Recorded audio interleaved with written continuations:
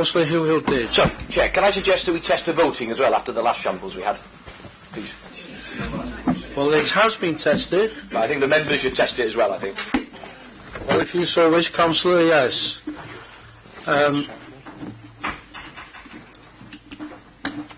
What's our total here today? There's a couple more that let's count first.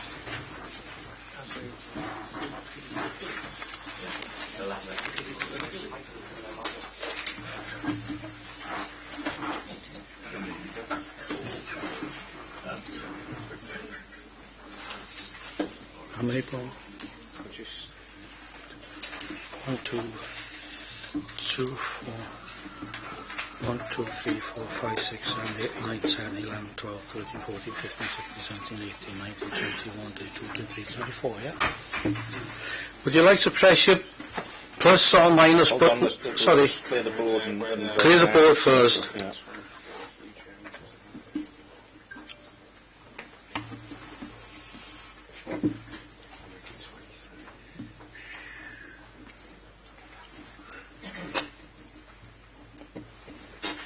Could you press plus or minus now, please?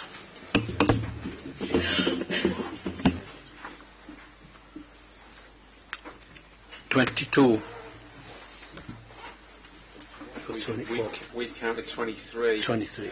23 voting members are in the chamber. Councillor Arwell Roberts has gone out. Okay. Okay. So Arwell... Arwell Roberts would made it 23. Right. He didn't want to do the vote? Or? No, his phone went off. This one. Okay. Yeah. All happy? Right. We'll go to the agenda item now. Item number 1, apologies for absence, please. I've had one this morning from Councillor Peter Evans.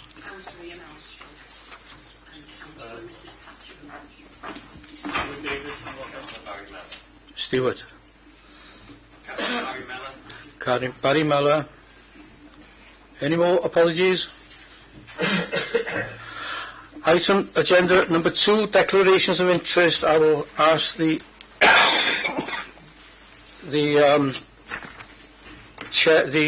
legal officer to come in a minute after I've welcomed you all officially to the Planning Committee meeting, which is held today on the 18th of February 2015. The meeting has been webcast with the exception of any business, and the Council resolves to exclude the press and public because of the likely disclosure of exempt information as defined by the Local Government Act 1972. Mrs. Cordiner, please. Members will be aware of the requirement under the Council's Code of Conduct to declare any personal or prejudicial interest in respect of any business to be considered at today's meeting. Such interest should be declared now, or as soon as the Council affected becomes aware that they have a personal or prejudicial interest in today's business. All members declaring an interest are required to state clearly what the interest is and to advise whether it is a personal interest or a personal and prejudicial interest as defined in the Code of Conduct. Any member declaring a prejudicial interest is required to leave the chamber for the duration of the business and can take no part in the proceedings. Members with a personal interest only may take part in the debate and any vote.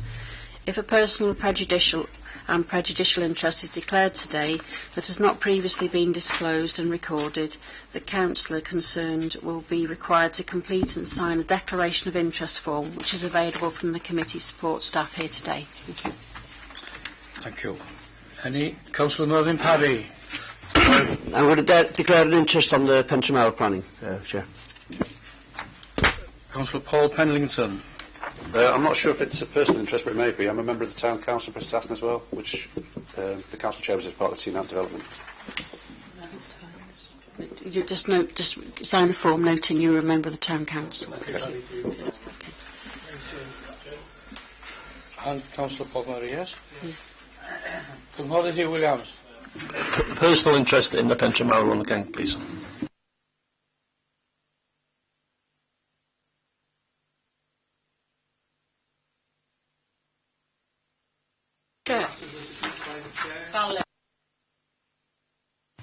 Urgent matters as agreed by the Chair. I have not received any. Officers, nothing? Thank you. Certainly. Thank you, Chair. Some months ago we gave permission to Scarborough Development with conditions attached to it, in that there would be some movement on the site, greening and enhancement to the site, promenade side. This hasn't happened, and I wonder, will we be taking enforcement out against the developers, Scarborough Development there, or will it be coming back to this authority so that we can look at the progress or non-progress taken on that site? Thank you, Chair. Thank you. Officers? If I come in briefly, Chair, for me, I think there's a number of issues. What we would do if members are happy with that is to send an update round to Real Mag in the next 24 hours to update all the Real members of where we're up to. And if Real Mag then request a report to come back to Planning Committee in the future, then we can do that. But it's probably not now is the time to go into a detailed debate on that particular issue. But we're more than happy to update members, particularly from Real, given the Real issues, in any way that they would like. So I suggest an email update in the next 24 hours from officers. Thank you, Chair, for that, and thank the officer, if I may, for the involvement. But our MAGS meeting is this evening, and it would be really advantageous to the Real members if we did get an email today rather than in 24 hours. The meeting will have been gone. I understand. We'll do an update in 4 hours. Thank you very much. Item number 4, minutes, is to confirm the accuracy of the minutes of the Planning Committee meeting held on the 21st of January 2015. I shall go through them page by page. Page 13. Page 14. Page 15. 16. 17. 18, 19, and page 20. Someone move that they are correct, please.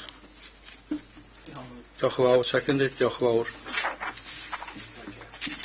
Councillor Hill Page. Thank you. Sorry, can I just make the same point that I made at Council recently, is that even though the minutes are detailed and there's information in there, but it doesn't attribute it to any member who spoke on certain topics.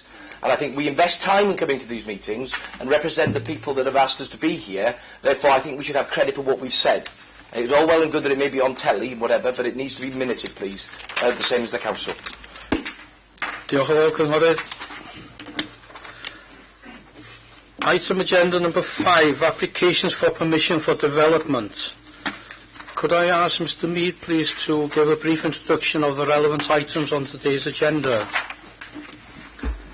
Diolch, Chair. Thank you very much. Bore da, members of the public, good morning to everybody. Just to check that everyone has got the relevant sheets in front of them this morning. The most important sheet for everyone is the blue sheet. If people have got the blue sheet, that will tell them the running order of the items on the agenda today. Items that contain public speaking are brought forward to the start of the meeting, so the running order is in the boxes there for you on the blue sheet, and with additional late information contained therein. We will stop and pause at each item that's got information on the blue sheet to enable members and members of the public to keep up to date with the information on there. We also have a yellow sheet as well, which is pertaining to a particular item on the agenda. We will talk you through that as well when we get to that particular item. Thank you very much, Chair. Thank you, Mr Mead. For the first application, which is the cycle track, I will ask the Vice Chair if you'll come up and take this application, please. And the reason is that I'm the ward member and I've been involved from the word go on this application. So I feel happier if the Vice Chair will take the meeting.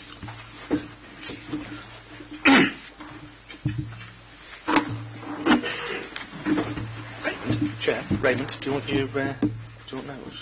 No, I'll take that. JFK, you don't need that report. No.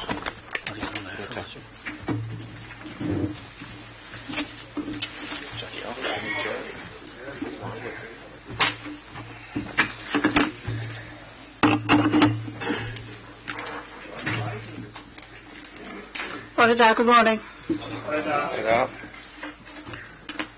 Agenda item 5, please, which is St David's Church, St David's Lane and Brookhouse Road, Denby. Construction of a multi-user active travel ute. Agenda item 01/2014/0705/PF. We have 2 speakers in relation to this item, and I'm going to ask Mr. Kevin Ringer to come along first, please.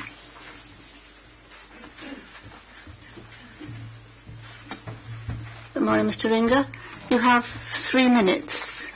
Thank you. Good morning. I am one of the...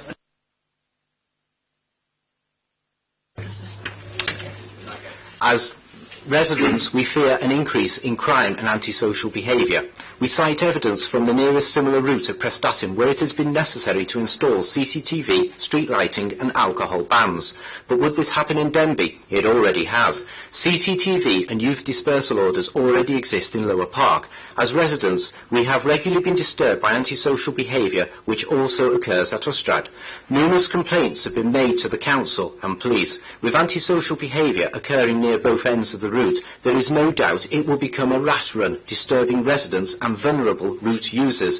We residents have a right to the peaceful enjoyment of our homes. We object to the visual impact of the route. By my home, it will be 10 metres wide, fence to fence. The vast majority of the route is green barrier in the LDP. The applicant held a public consultation. The route is not one of the routes consulted on. The plans state Townsend to Pentre Llanrhider, but it goes to neither. It must be considered on its own merits and not part of a wider scheme. It can go no further. The route does not link communities or other cycle routes and duplicates existing footpaths. It goes from nowhere to nowhere, leaving users on Brookhouse Road. The applicant has admitted to me in writing that the council have received complaints about the safety of Brookhouse Road, the very place where the route will deposit users. It is even more dangerous at Cow Lane, where the only legal access is a blind corner from Park Street, another fast yet narrow road. The road crossings and junctions at St David's Lane and Ostrad Road are all on blind corners or sharp bends or near the brow of a hill. Even the plans admit that visibility is inadequate. This route is supposed to be fit for unaccompanied children. The safety audit does not certify the route is safe. Route users are unsegregated, so cyclists share the same track with wheelchairs and dogs. One section is less than a third of the width of government recommendations and is one of several sections also shared with road vehicles. Madness. No wonder Denby Town Council has voted against this route 3 times, most recently 7-1 against. To use Denby Town Council's words, it is an accident waiting to happen. We strongly object to the route going through Denby Town Cemetery, requiring the construction of an access ramp which will be a mere 2 foot from the nearest grave. This is a place where people go for peace and quiet and to reflect on their loved ones who have passed away.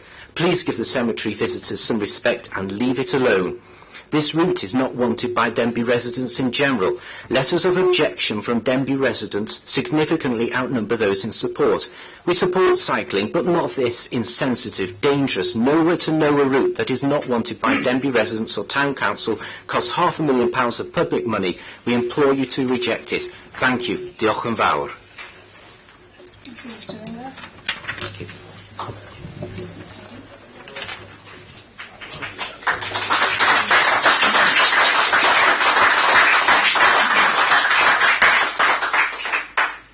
Thank you, Mr. Ringer. We have our second speaker, Mr. Clwyd Wynne, please.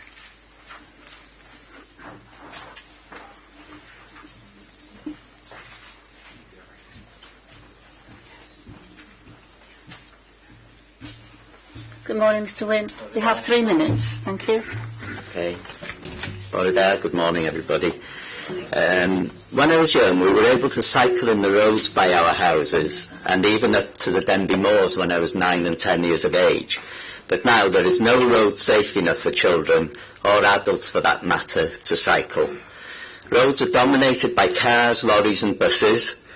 Parents and grandparents have to resort to using car parks on a Sunday and the old Quicks area to take children to cycle. The proposed path is multi-use and aimed at walkers, runners, wheelchair users, pushchairs, as well as cyclists. It will also be for all age groups, from children to the elderly. There is little opportunity for the more vulnerable to be able to experience activity and exercise in open countryside, traffic and relatively pollution-free. The only traffic-free footpath in Denby available to the less able and wheelchair users and pushchairs, not cycles, is Mount Wood, which has its limitations, but we at Denby Community Conservation Volunteers are proud to have helped to create this, despite a small number of local objectors, as it is so popular with all different types of users. It is unfair that Denby is the only town in Denbighshire that does not have this type of amenity. The people of Denby deserve the same amenities as the other towns in North Wales. There is in fact a duty on local authorities to provide such under the Active Travel Act. We should also be providing opportunities for exercise to counteract the obesity epidemic and improve well-being. It is known that people who start being active as children tend to carry on into adulthood. It needs to be accessible to all Denby people, and especially Upper Denby, which has been an Objective 1 area for several years, so access from St David's would be convenient for them. The initial consultation, in which there were over 700 responses, 80% of those who responded wanted a traffic-free route, which is known to have a higher usage. The point about it passing close to the cemetery and encouraging antisocial behaviour is, I think, quite offensive, implying that Denby people are not able to behave in an appropriate manner. There is a minority in every community who behaves in this way, but I don't know of any evidence that these paths encourage antisocial behaviour. I believe that there is a path adjacent to Ruthin Cemetery that has not experienced any antisocial behaviour, and there are paths through other cemeteries in the UK.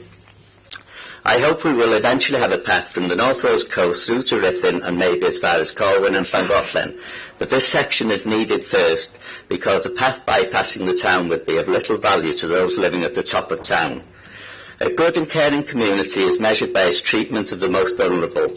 By providing inclusive facilities in which they can participate in similar activities to so-called able-bodied people, we are showing that we are concerned for the health and well-being of all our residents.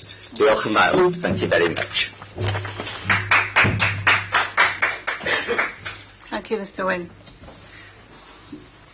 You will notice there's quite a bit of information, members, on the blue sheet, so I'll give you a few moments to go through that before bringing the officers in.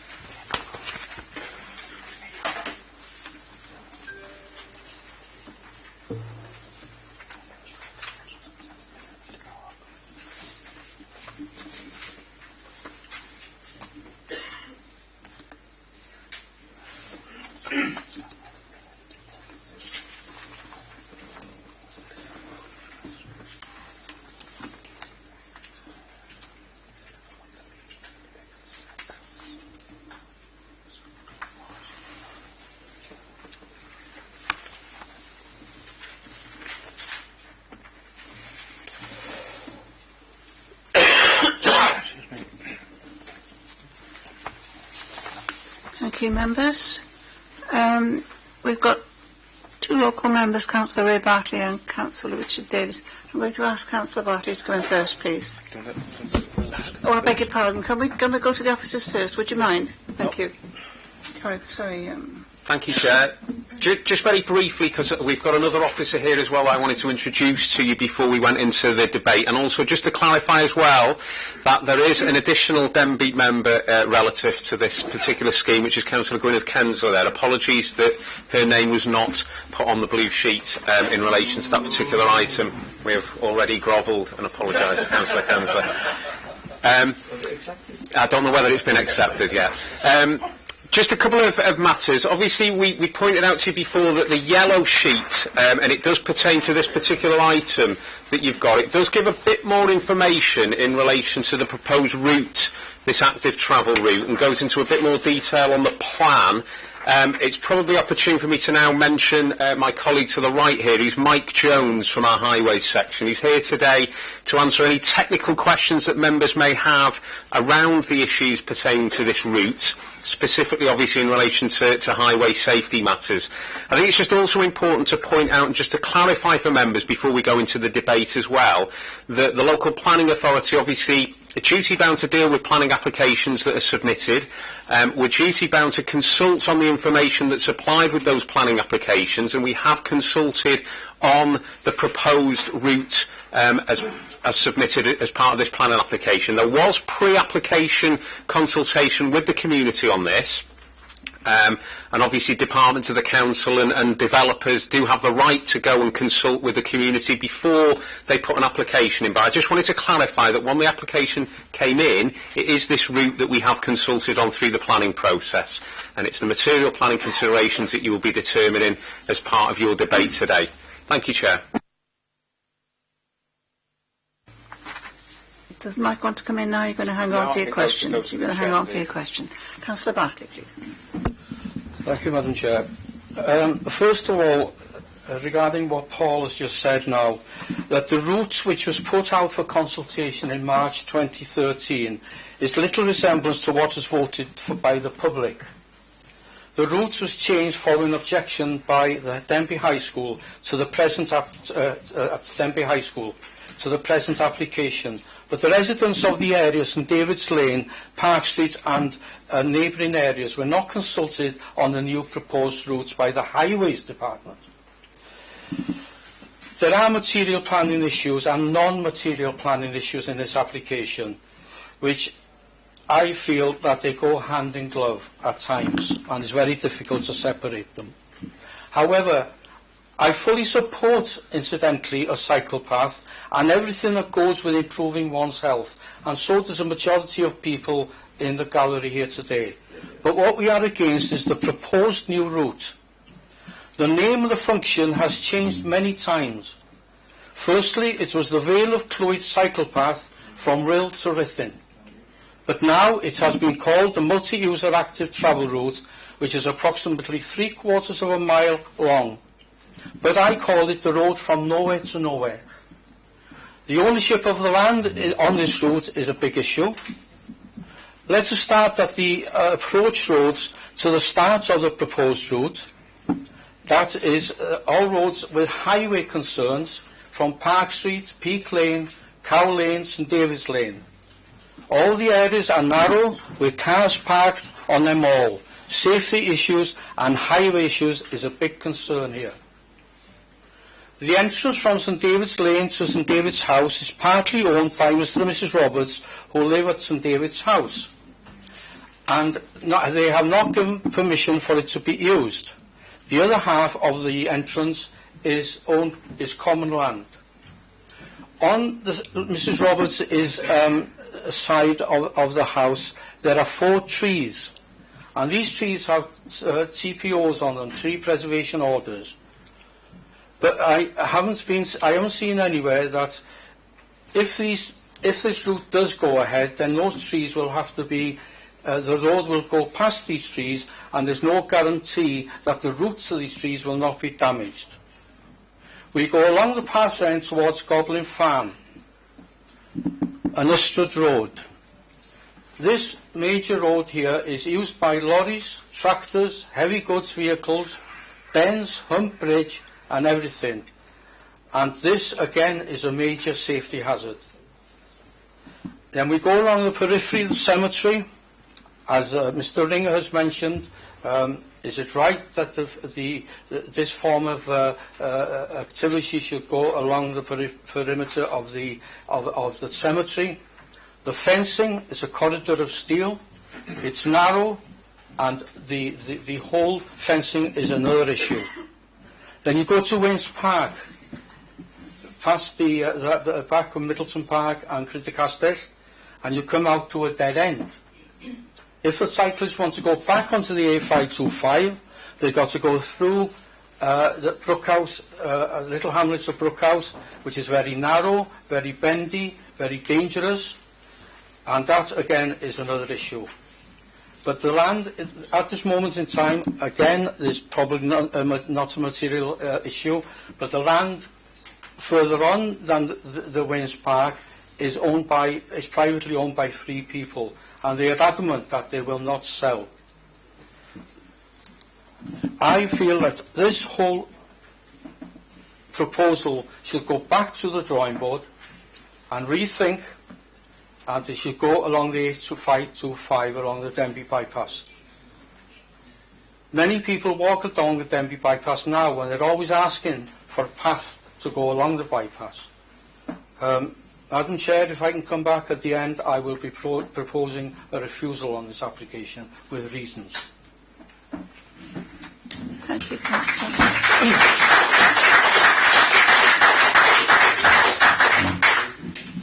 Councillor Paul Penlington, please. Oh, I beg your pardon. I didn't see your hand. I'm sorry. I realised that, but I didn't see your hand up. Councillor Richard Davis. Thank you, Madam Chair. Speak. First of all, I'd like to thank the officers, Paul Mead, Paul Griffin, Mike Parker and Mike Jones, along with councillors Arlo Roberts, Mervyn Parry, Gwyneth Kensler, Ray Bartley and Town Councillor Margaret Bow for their company in last week's site visit, where many of my concerns were answered. My first question was, is the planning application for a single cycle track to get from A to B as quick as possible? Or is it a cycle and leisure track so that families, cyclists, walkers, wheelchair users and anyone else can stroll along at a leisurely pace? Do we need a cycle track in Denby? Of course we do. We are probably the only area or town anywhere in Denbighshire that has not got a cycle or leisure track. I have spoken to many residents living at both ends of Lower Park, not just the Brookhouse end, and up at Denby, and many are in total support of such a project, as well as the objectors. The objectors are predominantly and understandably residents from Crydyr Castell, Marcellus Court, Hillary Close at one end, and residents of St David's Lane at the other end. The proposed route is from the junction off St David's Lane, running off Cow Lane to Brookhouse Road, encircling the recreation high school fields, crossing Ussard Road along the edge of the cemetery, joining the maintenance road at the rear of the cemetery, out along the edge of the old railway line to Brookhouse Road. Quite a mouthful there. It was made clear that where anything outside of these boundaries, where the application is, outside of the was not in the planning application. Anywhere outside is not in the planning application. Land ownership is a civil matter, and it would be up to the developers to challenge. The pathway from St David's Lane to the high school fields, for as long as I can remember, has been a public right-of-way. And by the way, I'm 60 plus. Even though there is some controversy to the ownership at the entrance of the new pathway. If we were to start at St David's Lane, next to the church, there is already, and has been for many years, a tarmac footpath leading down to Goblin Farm fields. We were informed that this initial pathway to the fields doesn't actually need planning permission, as an upgrading of the path was possible without planning permission. However, there is some dispute over part of the land next to the old rectory at the entrance to the pathway. The new proposed route would allow Central and Upper Denby residents a length of pathway from the St David's Lane to the cemetery and onto Brookhouse, without having to use the main roads. The crossing of Ussard Road is a major concern. These exits and crossings have been areas of grave concern and safety issues from Town Council as well as ourselves. As you can see from the papers, that an independent highway safety audit has been submitted and their recommendations have been addressed by Highways so as to alleviate the safety concerns. Safety is paramount. Therefore, it is pleasing to see that the audit was done externally which included, obviously, visibility and safety at all proposed junctions. The next stretch of the route is the most controversial part, causing great concerns to the residents of Creed y Cathar, Hillary Close and Marcellus Court. Some of the houses or part of Creed y Cathar are separated from the fence of the cemetery by a small strip of DCC land. This part of Creed y Cathar have endured a fence of sorts for many years, so the visual impact should be roughly the same for them. The last section of the route leaves the cemetery and then proceeds along the edge of the show field and the land owned by DCC, the old railway line. The majority of the objections, understandably, are from the three named Creed y Cathar, Hillary Close and Marcellus Court. One objection was received from our AM Aaron Jones. Having done a small survey myself across much of Lower Denbigh and Upper Denbigh areas, by asking a few simple questions, it soon became apparent that the further away from the said areas, the less objections, which is quite understandable. Throughout the process, I have only received personally 7 household objections either verbally or written on one end of the project, and a further 6 objections from the other end. I actually had 3 households of Creed y Cathar support the project with conditions, just like the applicants. Many residents of Denbigh have stated that it would be great to have a traffic-free area to walk with their children or grandchildren. There is an objection for the fear of an increase in crime and antisocial behaviour, which was likened to Prestatyn. I ask, where is the evidence to support this statement? Much of the area is open land, which has easy access to the gardens of the residents as of now. Wouldn't a fence or hedgerow separating these gardens from the open field increase the security at the rear of these gardens or not? Another objection, showing disrespect for the families who have loved ones buried in the cemetery. Does that mean, if I supported this application, I would be showing disrespect to both my parents who are lying there? I beg to challenge them. I am sure that they would love to know, my parents, that their 2 great-grandchildren can cycle close by. As far as encircling the cemetery, I suppose it's up to you and your beliefs. If defeated, do we as planners have a strong enough case to answer whether there to be an appeal? Finally, I have been reminded many times that I was elected to represent the majority of my constituents and not the minority. So I leave it there.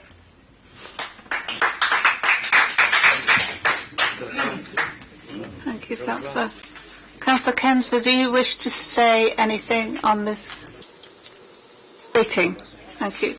Councillor Penlington, please. Thank you, Chair. I'm only speaking as a Prestatyn member and a resident of Prestatyn, as it's been mentioned a couple of times. The Prestatyn to Disney Walkway, as it's commonly known, actually runs across the back end of my garden. As far as I'm aware, there's never been any antisocial behaviour on that track from one end to the other end. There may have been the odd occasion, which I'm not aware of, but it's certainly not an area of antisocial behaviour, I can guarantee that. The only issue we've had is with dog fouling, and public protection are now escalating their work in that area, and that's reduced. The cycle path in Prestatyn is an asset. It's a lovely part of town. Children from babies up to pensioners, everybody uses it. And I will probably be supporting this application. Thank you very much. Councillor Zoe Owen, please. Thank you, Chair. Yes, I mean, we're all for cycling, and I understand this is a very good application in some ways. But at this stage in life, and with the restrictions that we have on finance, I have to query with respect of the Welsh Government, is this adding to the Welsh Government's proposal for cycleway from the coast up to the Vale of Clwyd? I don't think it does. And on this stage, I feel that this is a stage that will be done in time, but not at this stage. We need first to get these cyclists coming up the Vale so that they can see what is needed, and that the cycling routes for Denbigh and other places will come later as an addition. But to waste this sort of money now on this sort of, I feel, is wrong. And I do feel that this bypass, we should be concentrating as Sustrans on a route from Rhyl along the, probably in Denbighshire, along the bypass and on to Llanrhaeadr, so we do get people up to Ruthin and beyond, and as far as Cynwyd if we can. But this is, and I do feel that I would be voting against this. Thank you.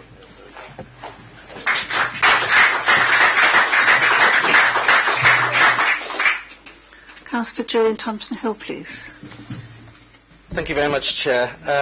Clearly, this is one of those issues where there's pluses and minuses, and the community, depending on where they happen to live, are split. So you're never going to find something that's going to appeal to everybody. Personally, I have to say I do believe that this perhaps is not the right route for the cycle path, although I do support the cycle path actually going in. I tend to concur with Councillor Bartley that the A525 bypass route would actually be a better solution, but we have to deal with what's before us as a planning application and take it on its merits. I have to say I do have sympathy with those residents who have spoken and written in objection to this particular proposal. I probably would feel exactly the same with this, adjacent to myself. Councillor Davis said that the land ownership issues are a civil matter and not a planning issue, and I quite agree with that. And under normal circumstances, I probably would concur with that statement. However, as Denbighshire County Council actually is the applicant, I think it probably would be behoving upon us as an authority in a wider sense, rather than just speaking as the planning authority, that as a matter of good asset management, if there are issues with regards to the route and potential ownership, that again that would mitigate in favour of an alternative route where we actually own all the land, and therefore there would be no land ownership issues that would potentially delay the scheme in any event. Having said all that, I must admit I'm struggling for a grounds for refusal, but I know Councillor Bartley is going to come back on that, so I'll wait for that before making my final decision. But as it stands at the moment, I would be tending to vote against it. I have two further speakers at the moment, three now, but I'm going to ask the officers to come in first before we go any further. So, did you want to come in? Yep, thank you very much, Chair. I think just before we get too many queries, myself and Mike might have an opportunity to answer a few things before questions are raised on certain things. Going through some of the points that have been raised there, and I think just as an overarching issue, I think it is important for members to stick to material planning considerations. When you're dealing with any planning application, you have to make a decision based on your adopted planning policies and any other material planning considerations. Issues of land ownership are not material planning considerations, and as Councillor Julian Thompson-Hill raised there, that's something that we would have to disregard in relation to this. We'd also have to disregard potential alternative routes, because that's not what's before you today. What's before you is a proposed route that you've got there, it's been consulted on. There's a lot of information in the report and on the blue sheets and on the yellow sheet around that particular route. That's what we're having to assess, that's what you're going to make the decision on. I'll bring Mike in a second just to answer some of the technical questions about the highway safety issues. What are material planning considerations, though? Because I think members need to know what it is we're going to assess and what we're going to be looking at by way of material planning considerations. Well, highway safety clearly is a material planning consideration. If members feel as though there's some concern around this particular route in terms of highway safety for vehicles, for pedestrians, for cyclists, for any of the users, again, we need to have evidence of what that highway safety issue is. From members, and Mike will be able to answer some questions on that. The other thing that's been raised so far this morning is an issue around fear of crime or antisocial behaviour. Again, we'd need to have some form of evidence to defend the decision that this particular route and the users of this route would increase the risk and the fear of crime. But they are material planning considerations. You can make a decision on those two issues just asking you to be careful and consider those points before you make that decision. I'll bring Mike in now to just answer a few points on the highway safety factor. Thank you. Whenever highway safety is discussed, there's always a certain subjectivity to it. What one person considers to be dangerous, another person wouldn't. So for that reason, as professional officers, we have to deal with fact wherever possible. So let's present some facts for this case. Average speeds: Park Street, 20 miles an hour. Estrad Road, 24 miles per hour. Brookhouse Road, 19 miles per hour. Two-way daily flows of traffic: 460 vehicles on Park Street. Estrad Road, 585 vehicles. Brookhouse Road, 500 vehicles. These are all lightly trafficked routes. In comparison, an A road going into Rhyl, you would expect more like 8,000 to 10,000 vehicles a day, to try and give you a bit of comparison. Based on these speeds and the proposed geometry, all new junctions have been checked and they all comply with the relevant visibility criteria as set out in Table B of 1018. The new designs have been subject to an independent road safety audit, as we've already heard. That has found no issues with these junctions. There's been some minor issues with aspects of the route, but that is what you would expect on any highway scheme. There's actually a condition attached to this that the full detailed design would have to be considered and approved by the planning authority, subject to implementation on site. Again, that's normal practice for any scheme of this nature. There's been some issues mentioned about width. The bulk of the route will be 3 metres wide, but there are some sections where it will be below this. I refer you to Department for Transport publication, Local Transport Note 1/12. This is the same guidance. It does suggest, and it's guidance, that 3 metre in most cases is the minimum recommended for a multi-user active travel route. However, the very same guidance says, and I quote here, a narrower route might offer a considerable improvement over existing conditions. The existing conditions in this case, in terms of a cycle route between Denby and Ruthin, are several miles of on-road route, albeit on fairly quiet country lane, but a lane that is subject to 60 miles per hour speed limit.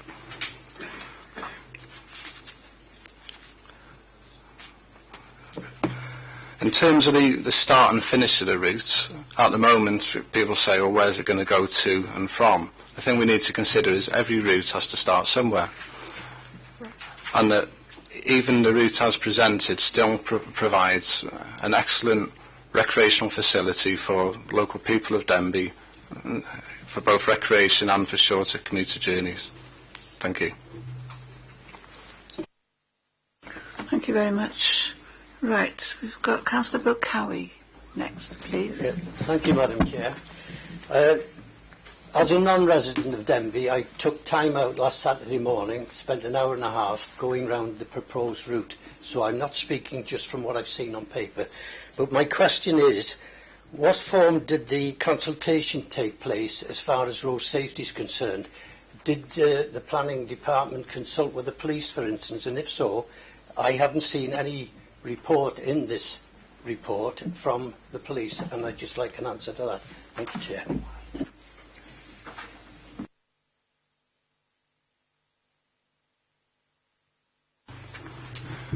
Okay, as a standard, again, for any application of this type, at this stage it's a Stage 1 and 2 road safety audit which has been carried out subsequent to the design. There will be a Stage 3 audit would be carried out again for any scheme of this nature once it's actually constructed on site, and the police attend those audits as usually as a matter of course. Okay. Councillor Hugh Hilditch Roberts, please. Thank you, Chair. May I also I took some time out yesterday to walk the route as well, which is of interest. And if I may, just on the consultation first, the map that you have given us, I'm struggling to see where I find Townsend and Pentreth and Ryder on there. Because it doesn't appear to be on this map that obviously was used in the consultation, which is of interest, considering that it was meant to start from Townsend to Pentreth and Ryder. I also note from the application that there is no There is no school route or safer route to schools involved in this application, which is of interest, considering here in Ruthin we're actually looking at building schools on the cycle track, on the Safe Schools route, which should be give consideration.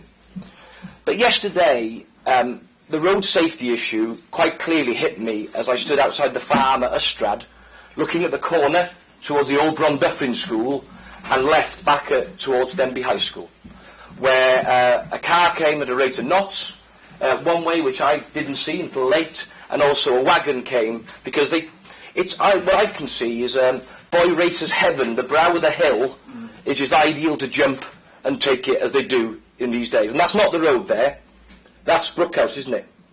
The road that I'm talking about, there isn't any pictures on, because it's a brow of the hill, and we really should have that picture. That's there. Where? Go back. Go back. I see it. That's the brow. That's the brow of the hill. That's the brow of the hill. Yeah, just beyond that. Yeah, the that's farm is on the other side. This side. Yeah, the corner's on the other side. Yeah, we need to take it from the other side of the corner, really, because that's where the danger there as well. And I think that is really, really interesting, because what we have to live with, however we vote on this, that if you picture yourself a child crossing a road on a bike and falls off, it is not secure. If there was a tunnel underneath of the bridge of the road, I think it would be a far safer option. I'm all pro cycling. I've got a bike, but it really is. Doesn't seem to me a really fair option on the top brow of the hill, on that corner. If a child falls off, we have to live with that, which way we vote with this, and I think that's really important. I also note that the town council is against this. On 3 votes, I understand, has voted against it on three times in this consultation process. But I also note the majority of objections are from Denby people, and the majority of the majority of 4 are from Denby people, and the objections are from away, Neston, Gwynedd. Local people know their area, and sometimes we have to listen to what they say. I urge you, on the ground of safety, that this route go back to the drawing board in support of Councillor Ray Bartley and get something safe for the children and the people of Denby.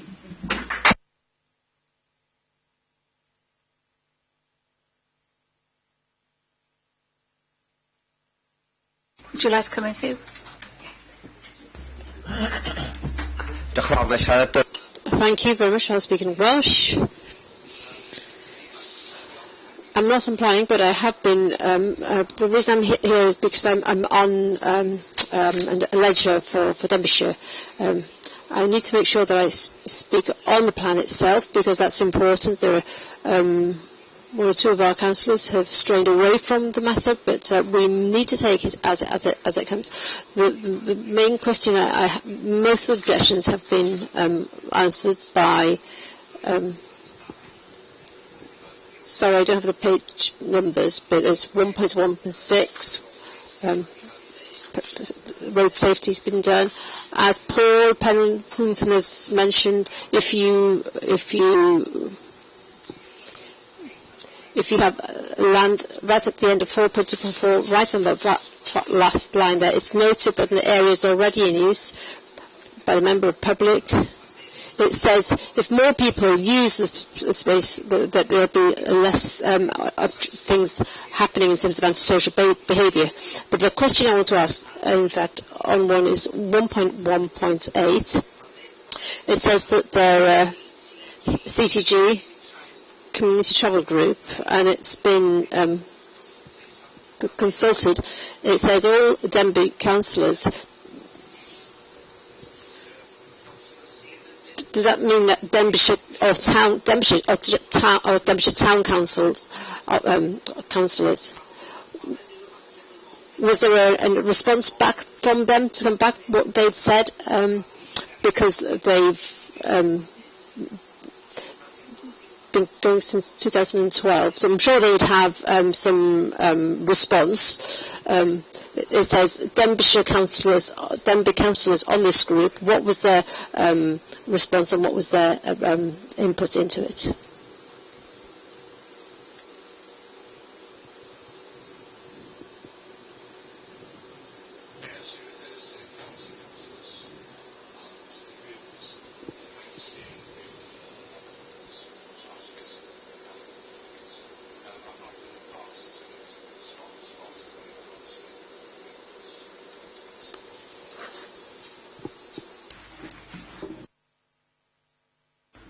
you. Councillor Gillette Chamberlain-Jones, please. Thank you, Chair. My question is about lighting.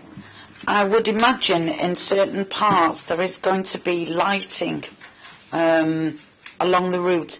I know in the cycle route that was placed at the back of Brincunning Road, the main issue there was the lighting because it disrupted the nearby residents' sleep at night. And they didn't all have blackout curtains, as was once suggested.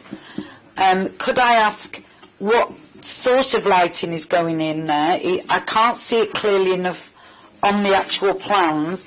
I know that some parts of the route are already lit, but there will be in the smaller areas lighting.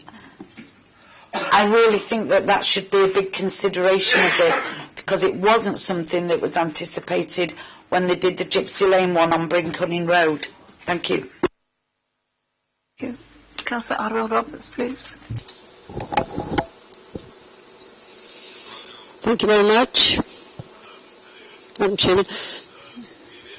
I did take the routes, which is very interesting, around Denby, and a few things struck me. The cemetery to start off with.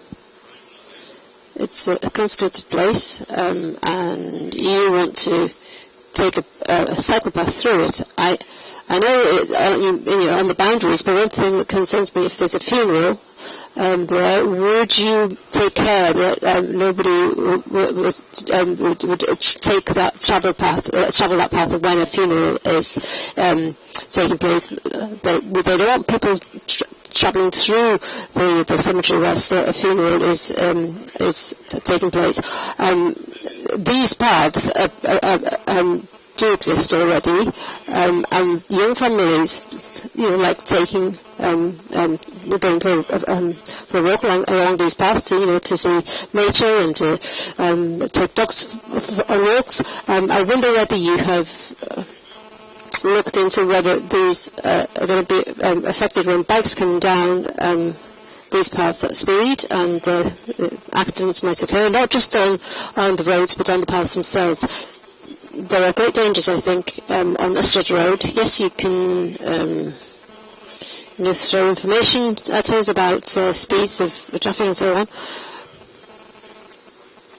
and how many cars actually use the road.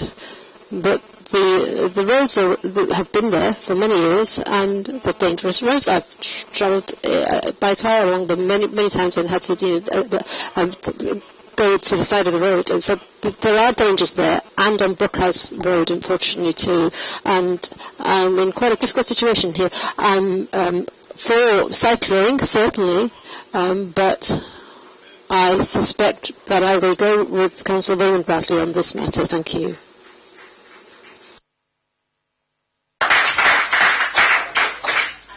Officers, do you wish to come back on anything there? The lights, I think, in particular. Yeah. First of all, in answer to Councillor Chamberlain-Jones's question, there is no lighting proposed as part of the proposal. Okay. Councillor Roberts' concerns.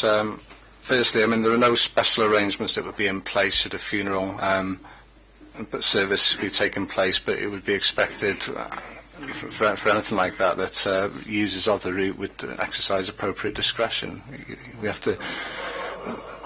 The bottom line is we have to accept people are reasonable, and there's nothing to suggest that users of cycle routes or pedestrians are going to act any differently to any other member of the public. With regard to road safety, I come back to what I said earlier. We have to base these decisions on fact and whether they meet design standards. We searched our accident database on the routes. For Ystad Road and for Brookhouse Road, in the vicinities of where these junctions are proposed, there have been no accidents since 1981, which is when our records began. I keep hearing things like it's a dangerous route. We have to base this on fact. Thank you. Thank you. I think we've had a pretty good debate there. I'm going to ask Councillor Kensal if she wants to come in now, and then I'm going back to Councillor Bartley.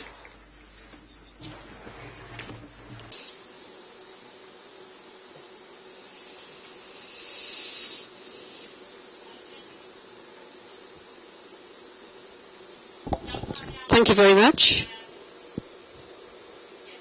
Yes, as you know, as every councillor knows, you can't please everybody, and I do represent the Middle Ward, where there are many concerns, but I've received letters from residents who live in my ward, 4, and also, of course, those against.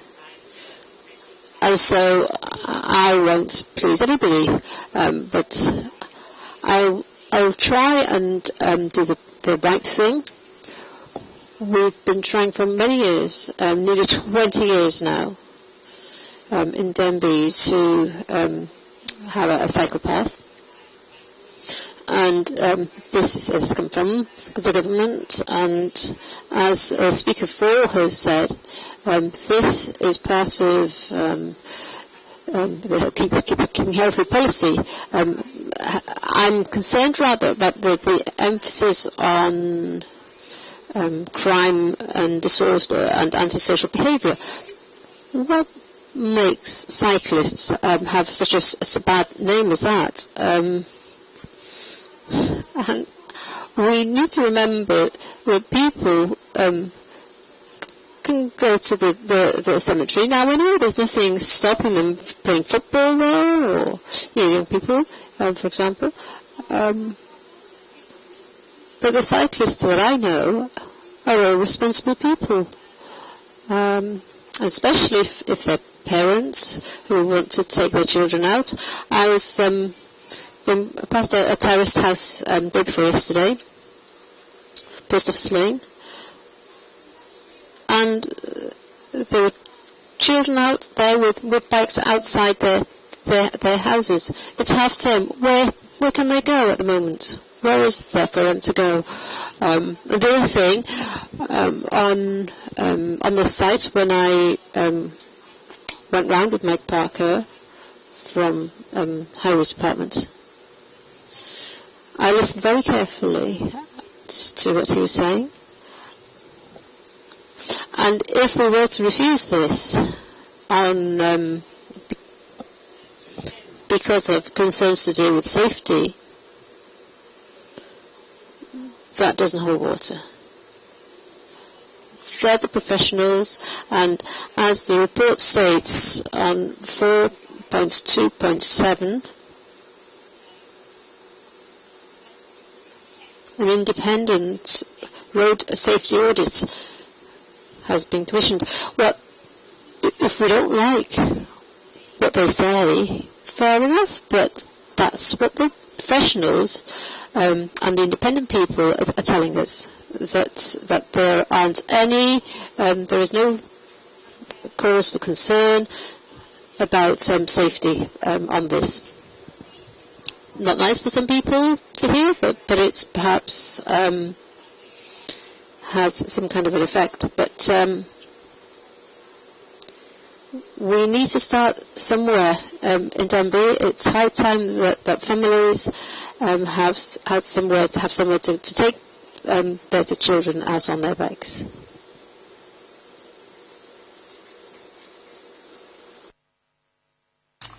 Now, I have 2 more members who've indicated they wish to speak, so I'm not taking any more after this one. Thank you. So, Councillor Mary Lloyd Davis, please. Thank you very much, Madam Chairman. We've heard this morning that there has been no consultation on one part of the route, the cycle route. I wonder whether you could tell us what the problem is with that, whether that makes the application, well, that we shouldn't be discussing it, until that discussion has been had with that section. Was there consideration also to constructing a tunnel where the bridge used to be on Ostrich Road, where the train used to go? If not, why? Because we have considered it. What is the cost prohibitive, or what? The roads that we refer to this morning, are they roads that are open to the public, for cycling or walking along?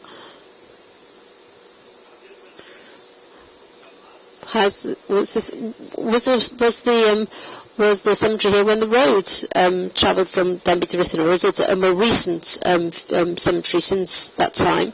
And also, we've talked about that there's quite a few, a considerable number of cars along the Ystad Road, up to Saron. Is it possible to reduce the speed down from 60, say, to 40 or even 30 on that road?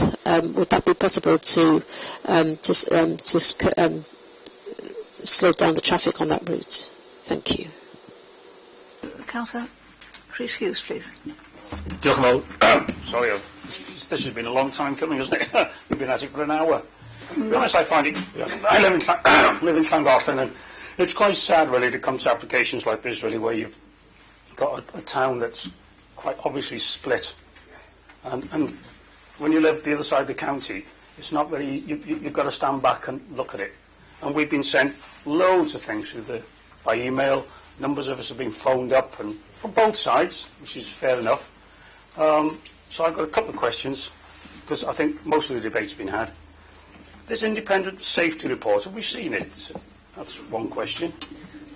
I suppose we have, and I've missed it somewhere along the line.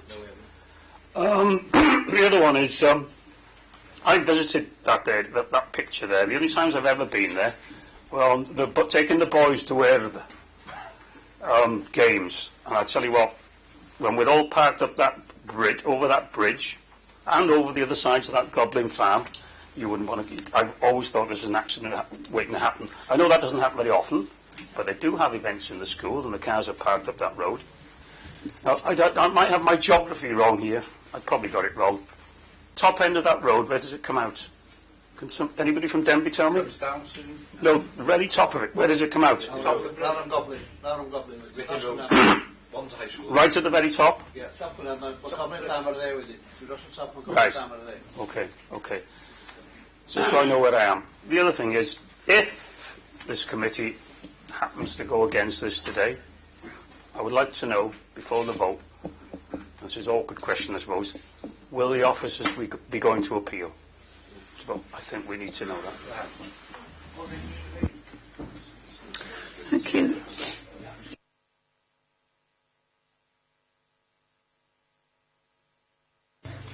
Okay, I'll pick up on Councillor Lloyd Davis's questions first. Firstly, with regard to the consultation, there was a consultation exercise undertaken in 2012 which presented 4 routes, I believe, quite a sort of small-scale plan.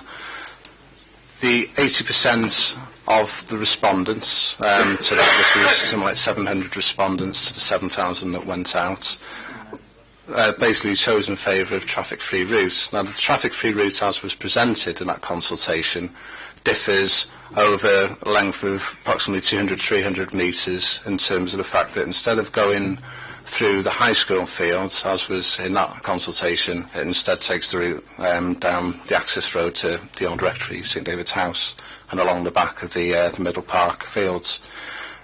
Now, at that stage, we were consulting on that proposal. We obviously had negotiations with the school, which we exhausted, and it meant we had to choose a different route.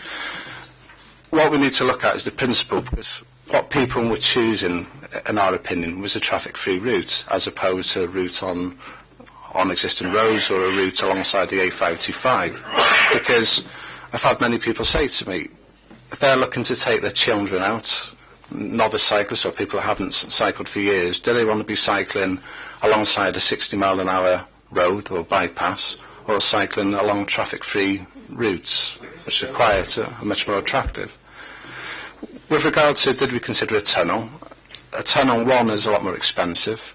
They're not inviting places. They tend to be dark and damp, even if only a relatively short length. And really, it's the kind of feature that the general consensus and design guidance across the UK is to avoid subways and so on. And certainly where you do see subways, they're passing under busy multi-lane city streets, not under a quiet road which carries 500 vehicles, 600 vehicles a day. With regard to the date of the cemetery, I personally couldn't tell you which came first, the cemetery or the railway, but I would be pretty sure that they were there at the same time, given the dates on some of the graves. With regard to Westwood Road and speeds, within the proposal it shows a relocation of the existing 30-mile-an-hour limit, where it's currently on the brow of the hill of the old railway bridge, to a location round the bend past Goblin Farm, just on the sort of straight that goes past the front of the cemetery. I believe also there would be merit in actually moving that further along that road and actually to encompass the cemetery entrance as well. But that's really to find the detail. In regard to Councillor Hughes's questions, independent road safety audit, I believe, is included in these documents as part of the plan materials. With regard to would we choose to appeal, you've got to remember, as a local authority, since the Active Wales Travel Act came in, we have a duty to expand and improve our cycle network, and there's a very clear missing link in central Denbighshire. We have a very well-developed route in the north of St Asaph. We have route, as you know, in the Dee Valley now, but there's very little. There's a bit that we've done in recent years in Ruthin, but there's a glaring gap, in my opinion, in the Denbigh area. So we would certainly be considering all options open to us in regard to obligations. Thank you.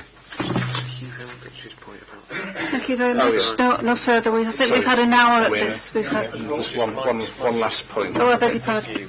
There's also a point that Councillor Helmditch Roberts raised earlier, which was with regard to the title on the drawings as Townsend to Pentrith Land Rider. That is basically the overall route that this forms part of, but the application is as what is indicated on the plan. Okay. Thank you. We have an officer recommendation to grant this application. Do I have anyone who is willing to propose that? Councillor Bartlett. Thank you, Madam Chair. Tom. Just to say that the reference is made by Mike now about the various routes. Let's remember that the A525, there are routes from Ruthin to St Asaph, there are routes from Kew to Ruthin, all on the major roads. The quoted speed limits, 20, 18, 16, 19, whatever. I've yet to see a car not exceeding that speed limit on those roads that he's mentioned. And therefore, Madam Chairman, I'd like to propose a refusal for this application on general highway issues. Safety for all, narrow roads, visibility, especially around the start of the proposed track, Ustrad Bridge and the Brookhouse area. Privacy, activity very near neighbouring properties, and noise, environmental issues due to increased activity. Thank you. Do we have a seconder to that proposal? Councillor Cowie. Right, I'm going to hand over to you now. So, got your reasons? Yeah, no. So we've got one proposal in front of us, which is to refuse on the grounds that Councillor Bartley has put forward, which are reasonable planning grounds. So, I mean, obviously the officer recommendation is to grant, but what I can say is that the reasons for refusal have been put forward are reasonable planning grounds and have focused on the material planning considerations. I think we've had 13 members have spoken and asked questions and made statements. I think the debate's been going on for over an hour. So I think you've had a good debate and you've understood clearly what the key issues are. In the end, you're here acting as the local planning authority. You're judging the merits of a planning application. So I appreciate as county councillors you'll have a view, but actually you're here as the planning authority. So you have to take a planning view, and you need to come to your own conclusions on those planning merits. And what I can say is the debate has focused on predominantly on the planning issues, the material planning merits, the questions and the issues have been well raised, and hopefully you've had the answers. And it's now time to come to the vote. So you've got the decision to make as members of the committee. Okay, thank you, Chair. I think we are now ready to go to the vote. When the board is cleared, obviously you will be pressing plus to grant, which would be in accordance with the officer recommendation, and you will be pressing minus to refuse, as ever. So if we clear the board, please, and all vote now. Thank you.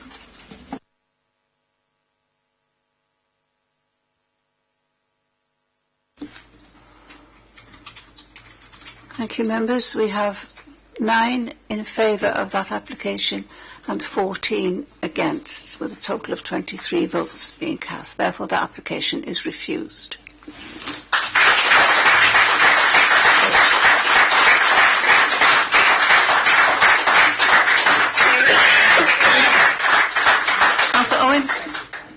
Thank you, Chair. I'd like to just say that I have grave concerns that a project like this has been taking a lot of time of officers, etc., in this time of austerity, and the amount of cuts that we're making in the budgets that we have.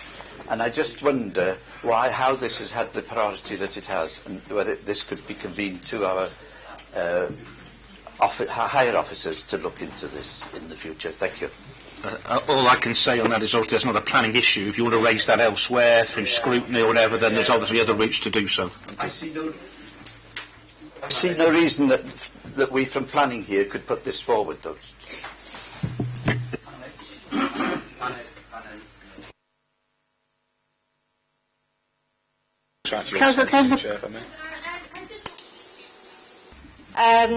And if we're in a period of austerity, we must ask why we're in a period of austerity.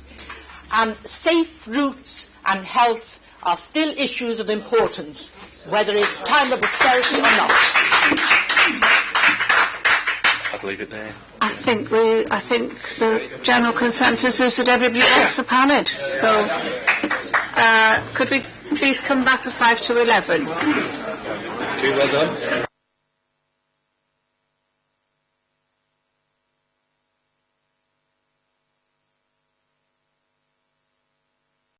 Next item agenda number 6, the Ward Denby Lower. Ward members, myself and Councillor Richard Davis. Application number 01/2014/1390/PF. The proposal is for the erection of an extension and alterations to dwelling at 51 Mitten Park, Denby.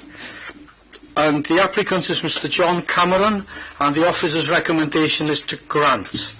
We have a speaker on this application, Mr Mark Evans. Mr Evans, would you like to come up, please?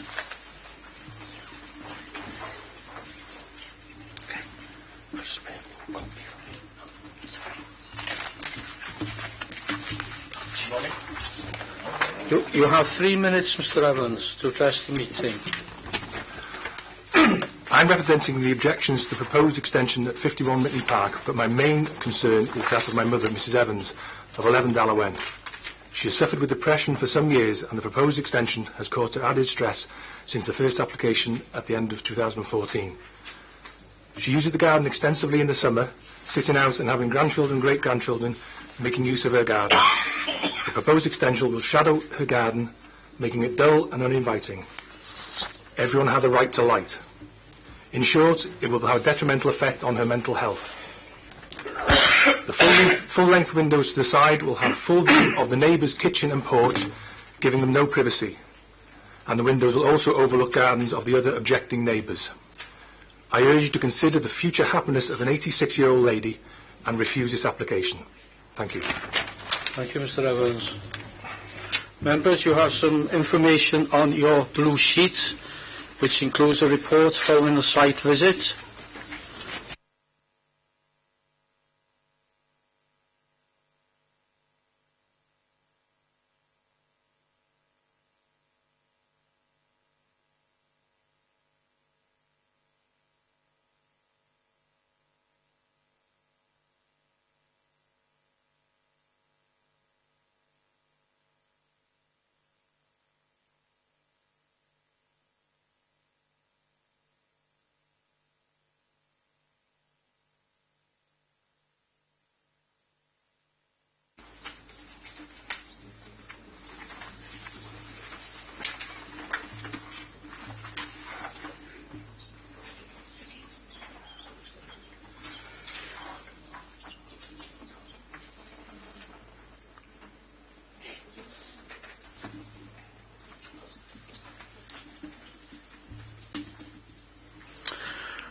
Right. I'll put the item open for debate. Councillor Richard Davis as ward member. Thank you, Chair.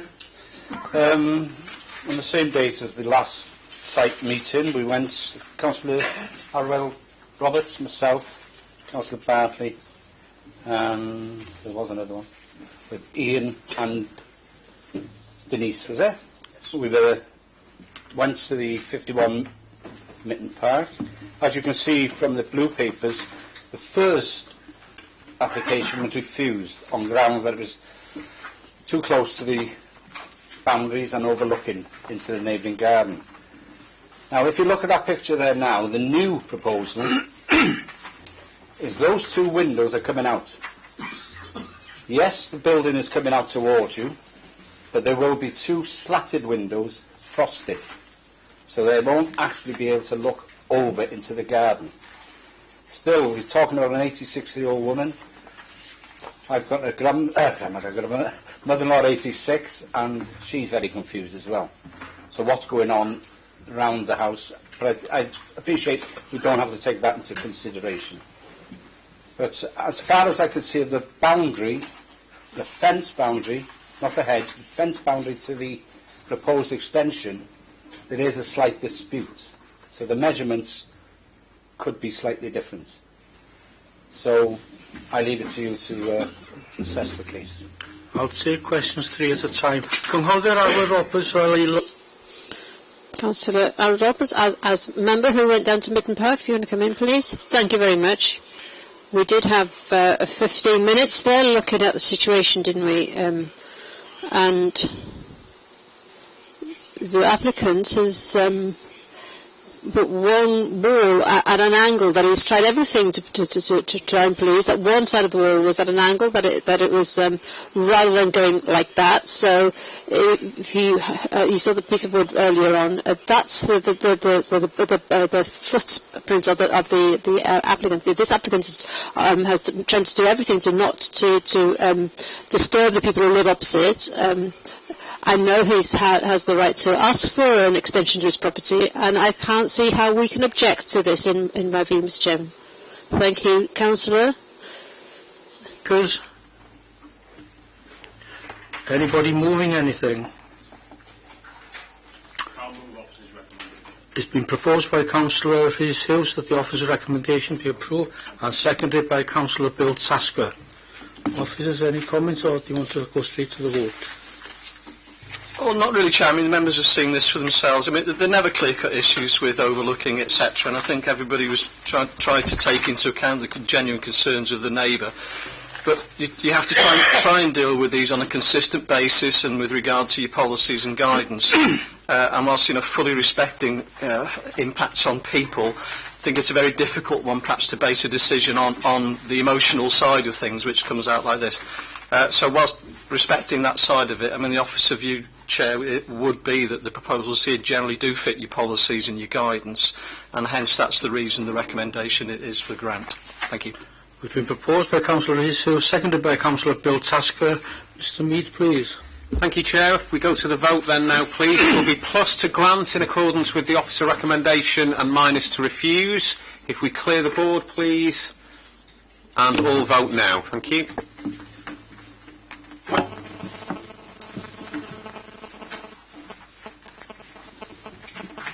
In favour of the application 20, abstentions 2, against 1, total 23. Therefore that application has been granted.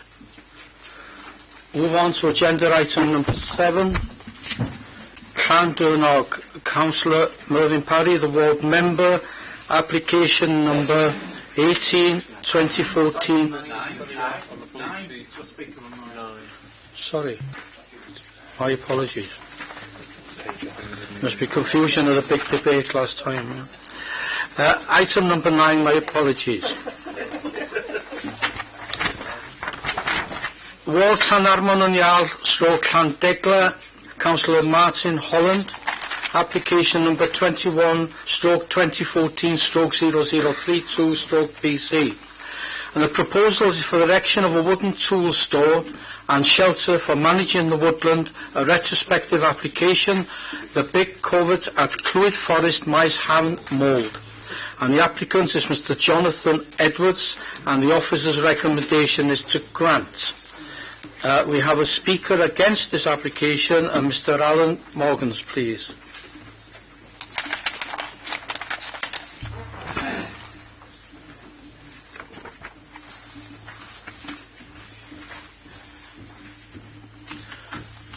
You have 3 minutes, Mr Morgan, to address the meeting.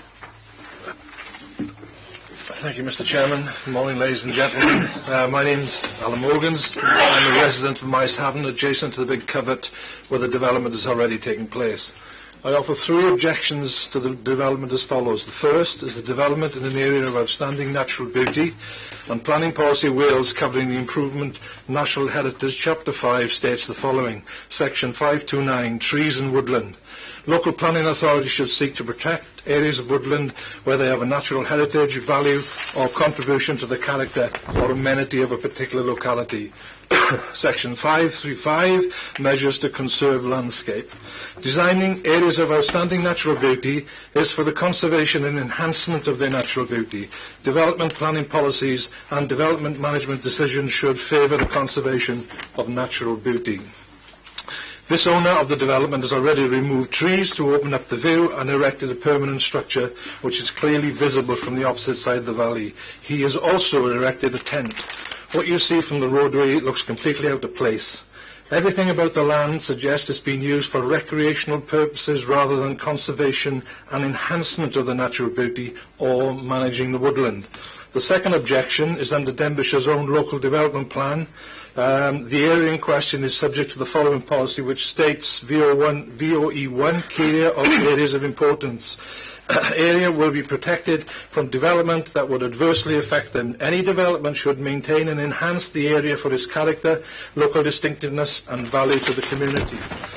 VOE2, valuing our environment. In determining development proposals within areas of outstanding natural beauty or areas of beauty, developments that would cause unacceptable harm to the character and appearance of the landscape will not be permitted.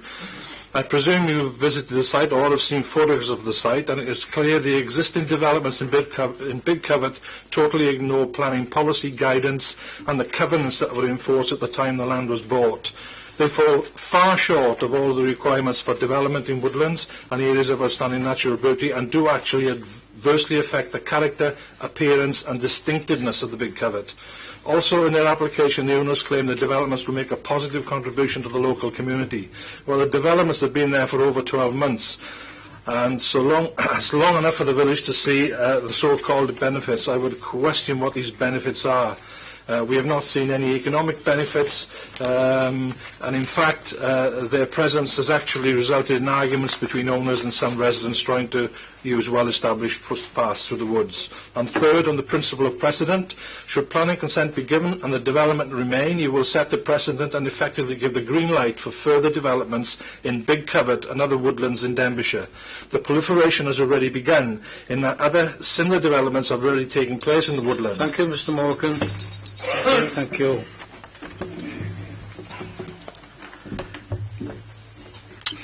Mr Mead, do you want to lead on this one, please? Thank you, Chair. I'm just going to give a brief bit of information, if I may, just in relation to permitted development rights. Where you've got an agricultural use or you've got a forestry use, what your planning legislation, it's not Denbishire's legislation, we've got our own adopted policies, but it's national legislation, planning legislation under the Town and Country Planning Act. People have the rights under permitted development to erect certain structures within their forests for the purposes of forestry activity. And if they are proposing to do such forestry activity and they want some sort of structure in that forest to store their equipment and tools, etc., they can get in touch with the local planning authority and say to them, this is what I'm intending to do. Do I require your prior approval to do such things? This is not just in Denbighshire, this is across Wales. This is what happens.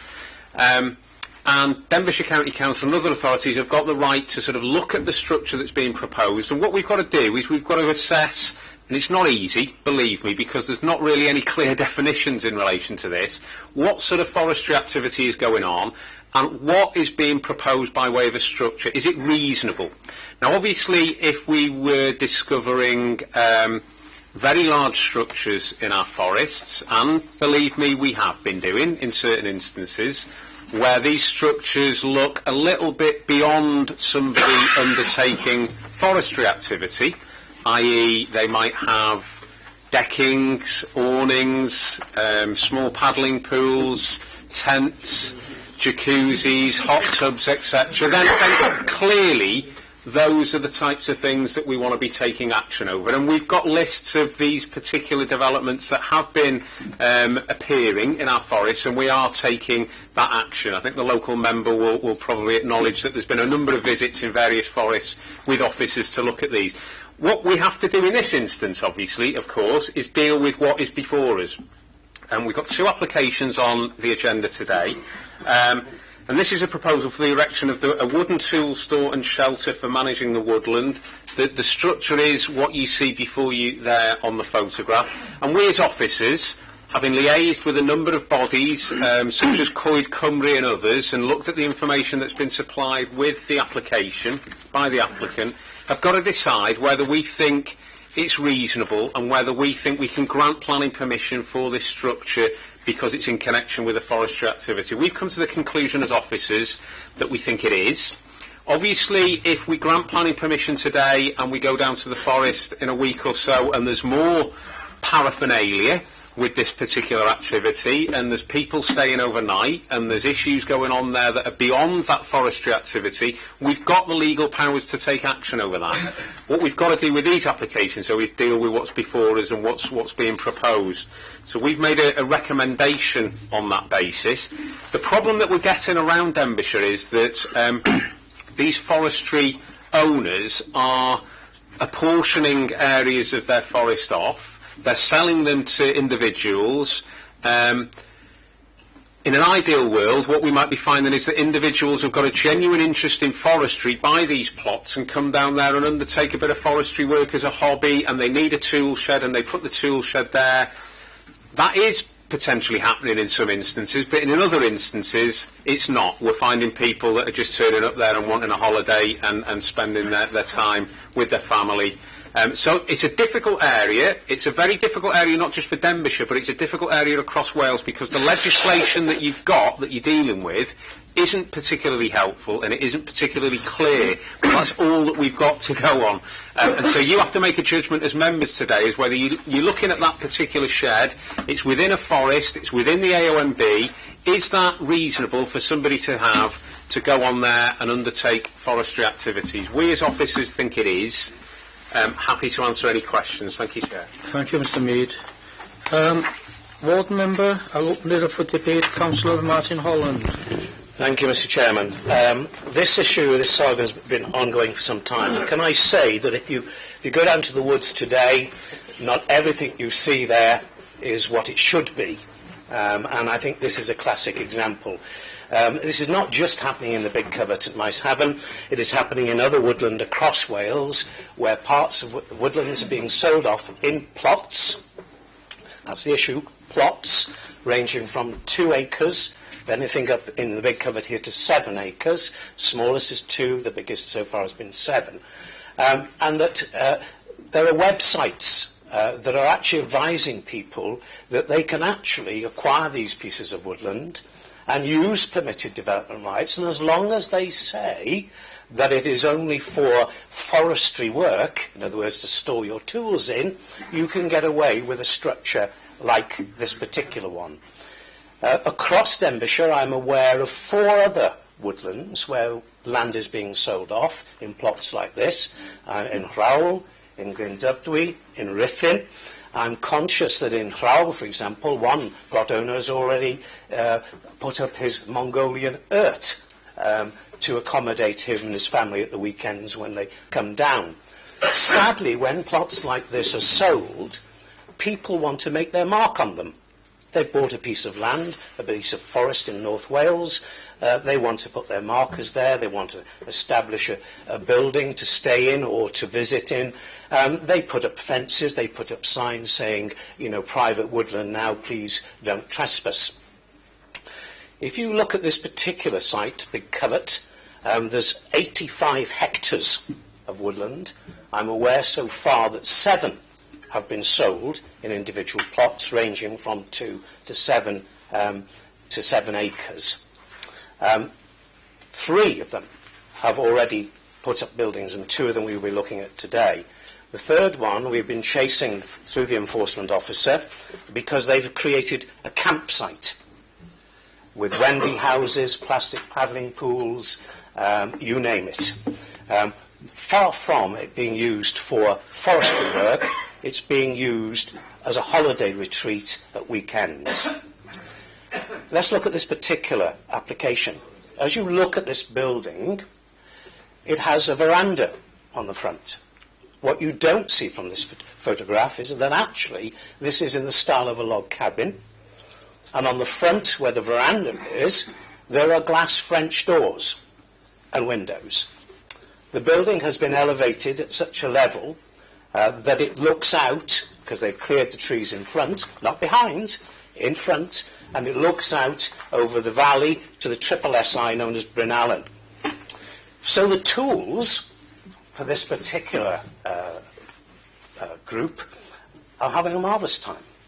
When they come home after working in this piece of forest, they throw open the French doors, they come out onto the balcony above, and they have a cold beer. When they're not having a cold beer, there's a fire pit next to this particular dwelling. And you can't mean to tell me that for forestry purposes you need a fire pit. That in itself is actually worrying to see that sort of development in an area like this. My concern is that we are setting a precedent. If we agree to this today, we are actually opening the gates to far more developments within this particular woodland. As I say, to date, only 7 plots have been sold off, potential for God knows how many more in 85 hectares. It is within an area of a designated area of outstanding natural beauty, and if we're not careful, we will end up with what I can only describe as shanty towns in our woodland across Denbighshire, with all the knock-on effects that will have on the local communities. I believe, Mr. Chairman, that we should oppose this application for 2 reasons. That it is not for purpose. In other words, this is not for just storing tools. And by the way, I meant to say that when we visited this particular site, and I've been up there numerous times with some of the enforcement officers, this particular building also had evidence of insulation materials inside. So again, you have to ask the question, if you're just storing tools here, why do we need French windows? Why do we need a balcony? Why does the shed need a view across the valley opposite, to the point of felling all the trees around it? And why do tools need insulation material? So I believe that this is not for purpose, and therefore it should be rejected, and also that it will have a visual impact on the area of outstanding natural beauty. If you go across the valley from here and stand up Bryn Allen on the triple SI and look back to this forest, you will see the gap in the trees where they have felled them, and you will see this building on the side.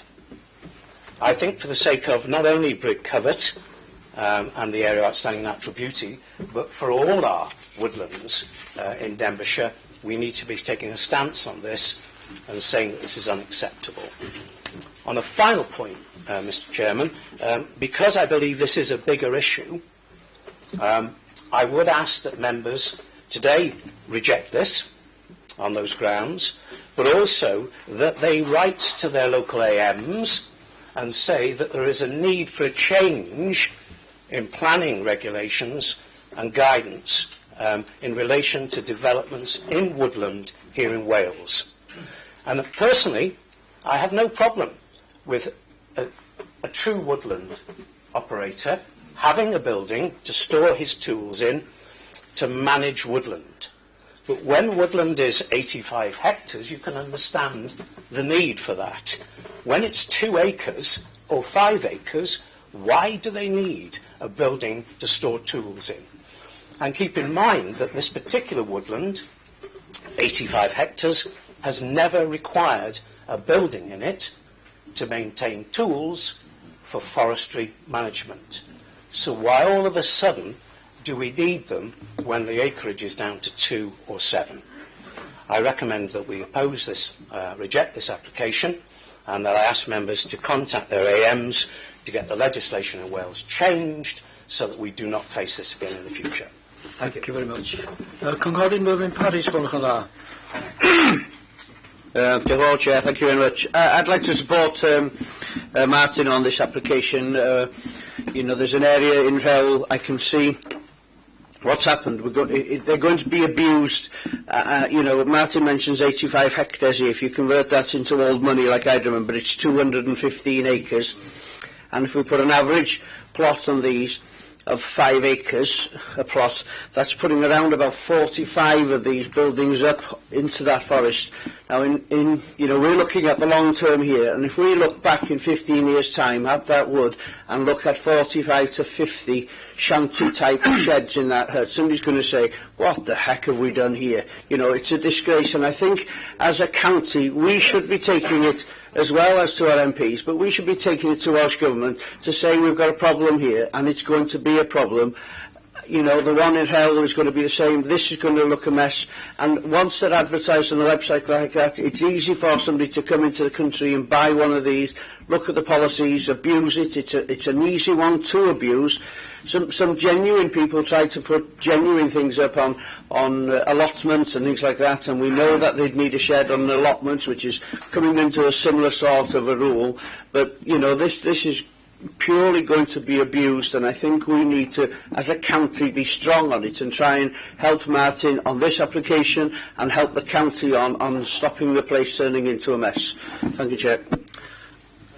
I'll take 3 questions at a time. Cynghorydd. Councillor Mary Davis. Thank you very much, Mr. Chairman. I notice on the heading, the application, and I might be misunderstanding here, action about a wooden tool store and shelter for the managing of the woodland. I can't see the shelter. There's no picture of the shelter, is there? Just this, yeah? You want to know where the shelter is, please?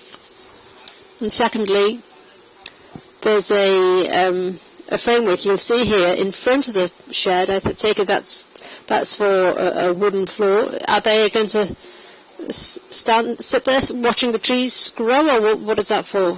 You know, it's strange to me. Why it's there? Is there anything that tells us that they're going to be replanting trees where they've felled trees? That there's an arrangement to plant new trees? That's what you do in woodland.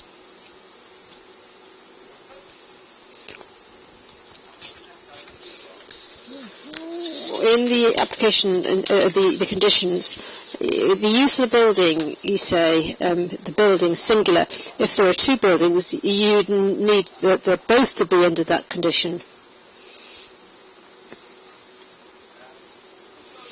I see no condition that allows for just the management of the woodland. We've heard from the councillor about looking after the trees, repairing them, whatever you need to do to maintain a woodland, but there's no condition there that's what would be the reason why it's there. I don't see that there at all, that it's for that particular use, for that particular type of work. And also, if I saw correctly in the newspaper a few months ago, that we as people who live locally to woodlands have the right to go there to gather firewood. We've heard quite often that they put up a sign saying that it's private, and this came up with the Forestry Commission, or whatever they're called now. Under the old law, going back now hundreds of years, we have the right to gather firewood, kindling in woodlands. Thank you. Mr. Mead, would you like to answer the 3 speakers, please. Yes, thank you, Chair. I absolutely take the point that Councillor Holland has raised there and Councillor Mervyn Parry in relation to the risks associated with this. And as I say, I go back to the original point I made. We're dealing with the legislation that we've got to deal with, unfortunately, and that's how it is. I think the issues that were raised by Councillor Holland there in terms of how we could potentially go about refusing this application, the issue of visual impact and the issue of we think he's going beyond the actual forestry use in this instance. They're material planning considerations, and we can certainly look at those. I think to answer Councillor Mary Lloyd-Davis's point there is only one structure. It's a wooden tool store and shelter. It's a combined thing, so they store their tools in there. If it's chucking it down, they go in there and sit about and open the French doors and look at the view. They did, with this particular application, however, and this is how officers have had to assess it on the basis of the information that we've had supplied, they have submitted a woodland management plan. And obviously the woodland management plan has been before our Coed Cymru officer, Mike Hughes, who works for Denbighshire County Council, and he is very supportive of that woodland management plan. He feels as though it's a genuine woodland management plan that this person's put in, and therefore that adds a bit of credence, obviously, in relation to the need for the store. I think the issue that we've got to look at beyond this, if we do start getting a number of these types of structures here, and the cumulative management of the woodland, as Councillor Holland had pointed out there, should we be asking questions when the whole of the 85 hectares didn't really need a tool store before, and yet there's a lot of them cropping up. So maybe in the future, if we are getting these applications, the cumulative impact is another issue that could be brought into the equation in terms of the potential impact. But I think, going back to the substantive points today, if members have concerns about this and we're looking to refuse, I think we'd have to stick to material planning considerations, which would potentially be the visual impact of that structure, and whether it is actually genuinely needed for forestry, and we need the evidence that it's going beyond the forestry use. On the first one, the visual impact, I don't think the photos particularly do it justice from the other side in terms of the view from the different angle. So it is AOMB, and that is obviously a genuine issue that you could raise there. I think that was about it, Chair, in terms of the questions. Thank you. Thank you, Mr. Mayor. I've got two more speakers. Councillor Dave Simmons. I've already had my question answered. Thank you, Chair. Thank you. Councillor Julian Thompson-Hill. Yep, thank you very much, Chair. Yes, I would totally concur with Councillor Holland and Councillor Parry's comments with regards to this. Well, my question is, we're saying 85 hectares hasn't required one in the past, and yet potentially we could have multiple ones cropping up on these small plots. I don't know whether this is one of the 2, 5, 7 acre plots or whatever it is. Do we have, or can we impose some sort of space standard or size standard on something that actually does meet the storage question? And have they provided us with a list of equipment that they're proposing to store in a building of that size? Because I wouldn't have thought that they would have needed something that size for a 2 to 3 acre area of wood. So those would be my questions. Thank you, Councillor. Any more speakers? It appears not, Mr. Mead. Thank you, Chair. Yeah, I mean, obviously, this is a planning application where they've submitted as details of the building that's being proposed. So if that building was to be enlarged or it was to change, then it's a different application. So we're dealing with the measurements of the structure that they've proposed here in this application. If we grant this, then it has to stay as that. The issue in terms of whether we have any controls around sizes of these and whether we can specify them, it goes back to the original point I made around the permitted development for this particular type of structure. In this instance, there was an actual planning application that's being submitted here because we previously refused their prior approval application. So it's a two-stage process. If someone genuinely wants to have a structure in their forest to undertake forestry activity, they don't need planning permission to put any size of structure within their forest. the legislation gives them the right to put that structure in the forest. That's known as permitted development. But what they have to do before they erect, which is the difference here, they already erected it, so we've actually asked them for a planning application. If they come to us before they erect the structure, they can give us the details of what they want to put there under permitted development. And we've got to assess then whether what information they've given us is acceptable, i.e. they can go and put that structure there, or whether we consider they need a formal planning application for it. So in answer to your point there, the permitted development, the law is particularly vague. They're basically very, very vague in relation to describing what a forestry activity is, i.e. you've got to keep these types of tools in there. It's also very vague in relation to the size of the structure. There's no restriction. I've read appeal cases from around the country which show structures much larger than this in forests, toilets within them, multiple toilets to deal with admittedly much larger area of the forest, but actual people working in there, 3 or 4 people, and actually having sort of refreshment facilities in these structures, and inspectors have turned around and said that's perfectly reasonable for somebody who's actually looking after a forest of this size to have that type of structure. It's a confusing area, member, in relation to that, and so in this instance they've applied for a structure that is a specific size. We're assessing that, and that would be the control that we have. Could I just come back, Chair, very briefly on that? Thank you. I accept, obviously, we have to work within the legislation that we're working with, but I think actually reinforces the point that in this case the legislation is clearly in need of updating and being clarified. It's perhaps one of these circumstances when legislation was brought in and they assumed that it was going to be a legit, as with most legislation, it assumes that most people are going to abide by it and not try and abuse it. And now that we're getting to stages where abuses are coming up and the law is not actually caught up with that, I think this does reinforce the fact that we should be actually perhaps lobbying at this point for whichever department it is to actually reconsider the legislation, because it's patently ridiculous that for a 2-acre or 3-acre site that they could potentially build Buckingham Palace in there and still meet the test. Well, is the officer's recommendation is to grant? Is anybody moving anything? Councillor Mervyn Parry. Offering it to be forwarded. Sorry? Offering it for to be refused. It's been proposed by Councillor Mervyn Parry and Councillor Dewi Owens. On what grounds, Councillor Mervyn Parry? On visual impact and in the AOMB, I don't know if that's strong enough, and if Martin wants to strengthen whatever conditions on that. I'm not for purpose. I think that's I would suggest that it's put in. It exceeds the requirement for meeting the agricultural test. So, it's been moved by Councillor Mervyn Parry and seconded by Councillor Dewi Owens that we refuse this application. Go to the vote, Mr. Mead, please.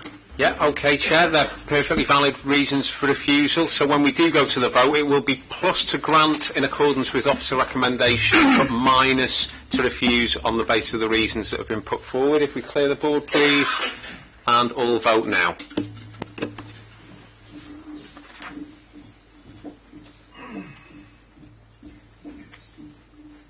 In favour of the application 1, abstentions 2, against the applications 20, total votes 23.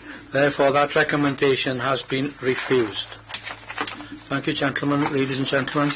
Item number 10. Llanarmon on the Isle / Llandegla, Ward Member Councillor Martin Holland. Application number 21/2014/0096/BF. The proposal for the retention of existing shed and the erection of wood store, partly in retrospect, and the location is at the Clwyd Forest, Big Covert, Maeshaven, Mould. The applicant is Mr. Robert Payne, and the officer's recommendation is to grant. Mr. Morgan's speaking again on this application, please.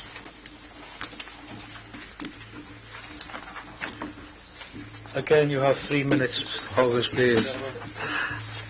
Thank you once again, ladies and gentlemen. My objections on this application are identical to the first application, but I will reiterate the third objection, which I didn't have time to finish last time. Should planning consent be given and the development remain, you will set the precedent and effectively give the green light to further developments in Big Covert and other woodland areas in Denbighshire. The proliferation has already begun in that other similar developments have taken place in the woodland. Owners have planted hedges that are totally out of place in this natural environment. They have removed trees for no other reason than to gain a view over the valley, installed toilets, and built what seems like a children's play pool. More importantly, there is no waste collection service available in the woodland, and one particular owner has left general rubbish at the side of the cabin they've erected, which could be considered as a health hazard. My objections are therefore because the new owners have shown no respect for planning law, countryside policy, existing covenants on the land, or the local community. If this application is granted, what are the implications for the woodland management strategy if individuals are allowed to develop plots however they wish? Thank you very much, Mr. Chairman. Thank you, Mr. Morgan. Councillor Martin Holland. Oh, sorry, wait a minute, sorry. Do you want to lead in? Oh, no. Councillor Martin Holland. Thank you, Mr. Chairman. Well, again, as Mr. Munger said, we really have covered this, but I would again bring you to this particular application. The area, the trees have been felled around it to allow lighting. This particular application has solar panel on the roof. And when I visited this site with the enforcement officers, there was domestic paraphernalia around this shed. There were ceramic flower pots and hardly an indication of this being used for forestry purposes. Sadly, I didn't get a look inside because this building has actually got curtains on it, so I didn't get a look inside. But the picture on the right implies that there are things in there, but doesn't really make it very clear. Again, on the occasion that I visited this particular site, I think Mr. Morgan referred to one of the venues where there were tins and rubbish outside the shed. This is the particular one where I found evidence that somebody had been staying there and had actually left rubbish outside the shed itself. In this particular case, this gentleman has also tried to fence in his area. He's actually started to create hedges by breaking down other trees, etc., and laying them. There is another site not far from here that is worse than this in relation to fences, hedges, and keep out signs. That particular site is not here at the moment because they have not submitted an application. My understanding is they have actually put the site back on the market because they probably see that they can't win their particular case. But we have challenged the marketing details for this other site because it talks about a camping area, toilets and washing facilities. There is no planning for that, and therefore they're actually advertising something that isn't right. So here again, Mr. Chairman, I am asking the Council, as with the previous one, is to refuse this application. Any speakers? On the same grounds. On the same grounds. Any speakers? Cynghorydd Dewi Owens. It's not a planning point, but would we be due in this situation where these people have cut trees down, that they need a licence to cut trees down? Would they have been allowed to cut them? And if not, have they had? If they had a licence, fine. But if they haven't, if they haven't done, are we obliged as an authority to let National Resources of Wales know what is happening? Are there any more speakers? There are not. I'll ask Mr. Mead to answer Mr. Councillor Dewi Owens and Martin Holland, and then I'll ask someone to propose something. Okay, thank you, Chair. Yeah, I'm not going to fight this one too much, I don't think, really. But obviously in relation to the role of Natural Resources Wales, and also the National Trust are also involved here, because the National Trust control a lot of the forests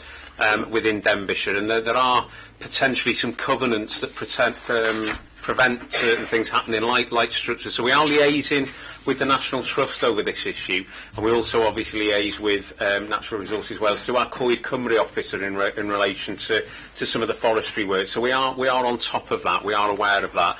I think obviously that it's going to make interesting potential appeals here, and that's not in any way, shape or form seen as a threat, but it is in relation to, you know, if somebody does have genuine forestry work to do and they are allowed to have a structure, then the question is what type of structure are they allowed to have and how far does it go? I think based on what Councillor Holland's pointed out, there's going to be a bit of a fact and degree issue around, do you need plant pots outside, do you need to make it look attractive, etc. So there'll be interesting arguments, I think, if it did ever get to an appeal situation. But I think visual impact and the need, is it fit for purpose, are the two same reasons again. I think we're quite happy to go to the vote, Chair, on that now. Thank you. Is there anyone moving?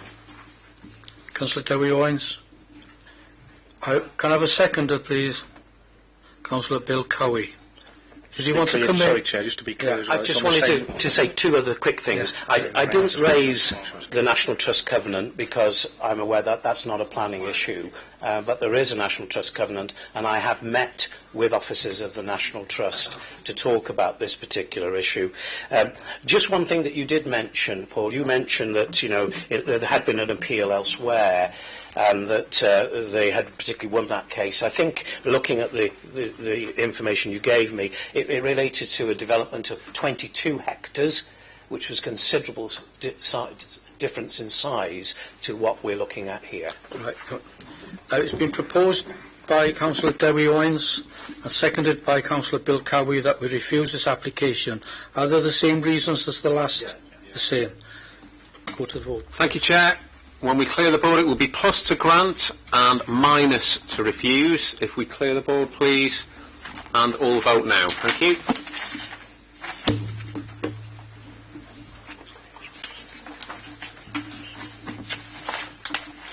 In favour of the application, 2. Abstentions, 2. Against the application, 19. Total votes, 23. That application has been refused. We go back now to item number 7. Ward Llandernog. Councillor Mervyn Parry. Application number 18/2014/0793/PF. And the proposal is for the change of use of outbuildings to form 2 self-contained suites of hotel letting accommodation, the demolition of steel silo, steel-framed agricultural building and a stone wall, installation of a package treatment plant and associated works.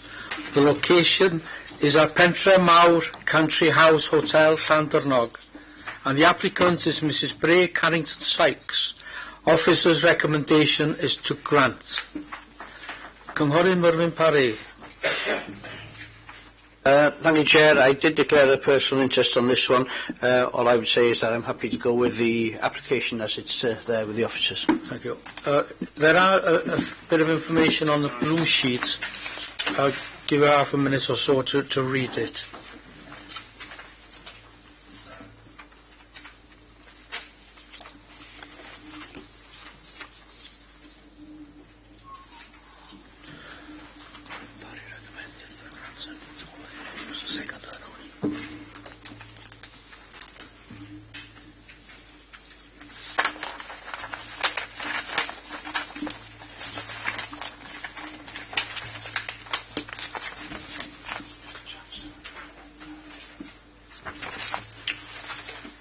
All right. Councillor Mervyn Parry has proposed to go with the officer's recommendation. Is someone seconding it, please? Any speakers? Cynghorydd Mary Lloyd Davies. Where are the pictures?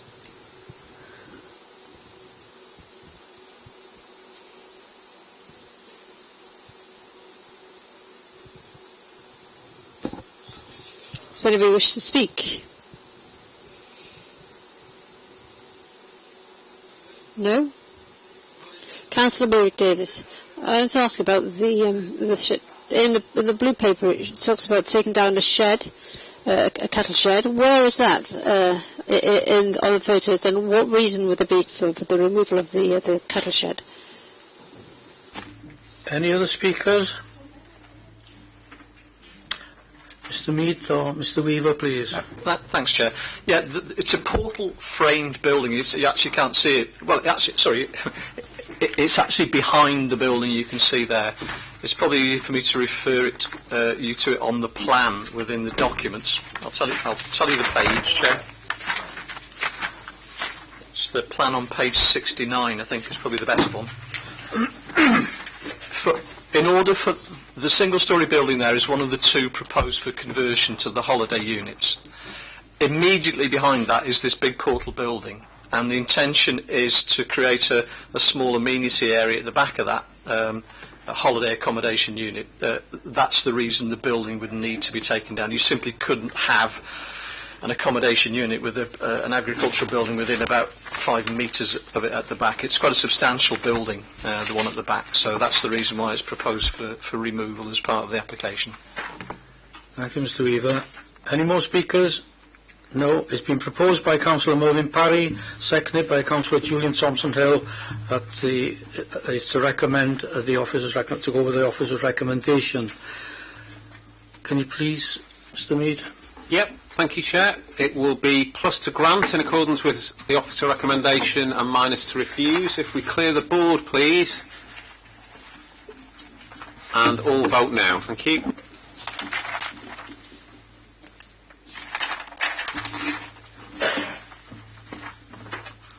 In favour of the recommendation, 21. Abstentions, 2.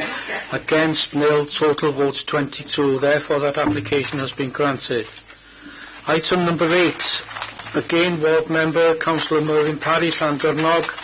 Application 18/2014/0794/LB. And the proposal for the change of use of outbuildings to form 2 self-contained suites of hotel letting accommodation, demolition of steel silo, steel-framed agricultural building and stone wall, installation of a package treatment plant and associated works, a listed building application. At the location is Pentramal Country House Hotel, Llandrnog. The applicant is Mrs. Bray Carrington Sykes, and the officer's recommendation is to grant. It's been moved by Councillor Hilditch Roberts, seconded. Councillor Julian Thompson-Hill. Any speakers? No. Please go to the vote, Mr. Mead. Thank you, Chair. Plus to grant in accordance with the officer recommendation, minus to refuse. If we clear the board, and all vote now, please.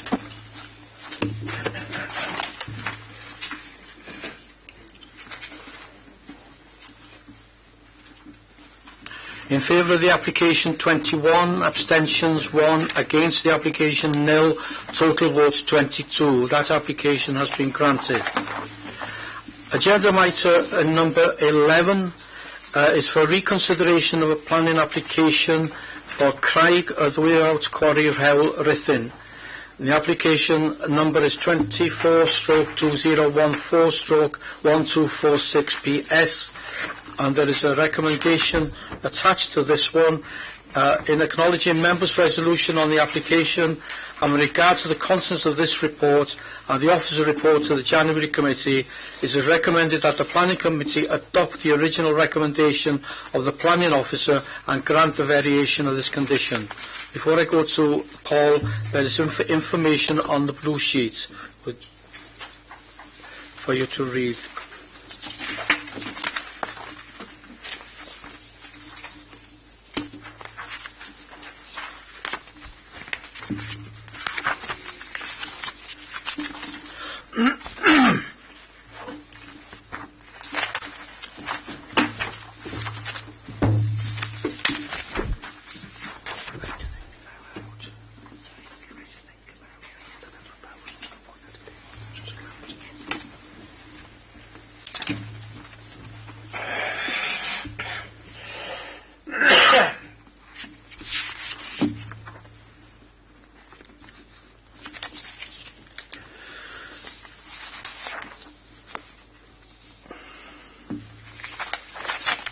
Mr. Mead, please.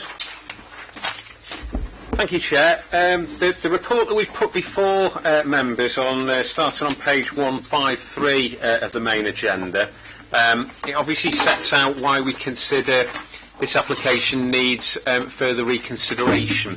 Members will recall that we debated this particular item at our planning committee in January, and there ended up being 2 votes on this particular application. The first vote was a proposition to grant planning permission with a variation to the recommendation to add a condition obliging the presence of a supervisor on site.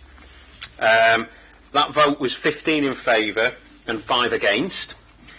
We then went to a second vote on a proposition to actually refuse planning permission, and Councillor Mervyn Parry suggested as a basis for a refusal concern about the control of the users of the site, potential for increase in crime locally and nationally from those people that were using the training centre.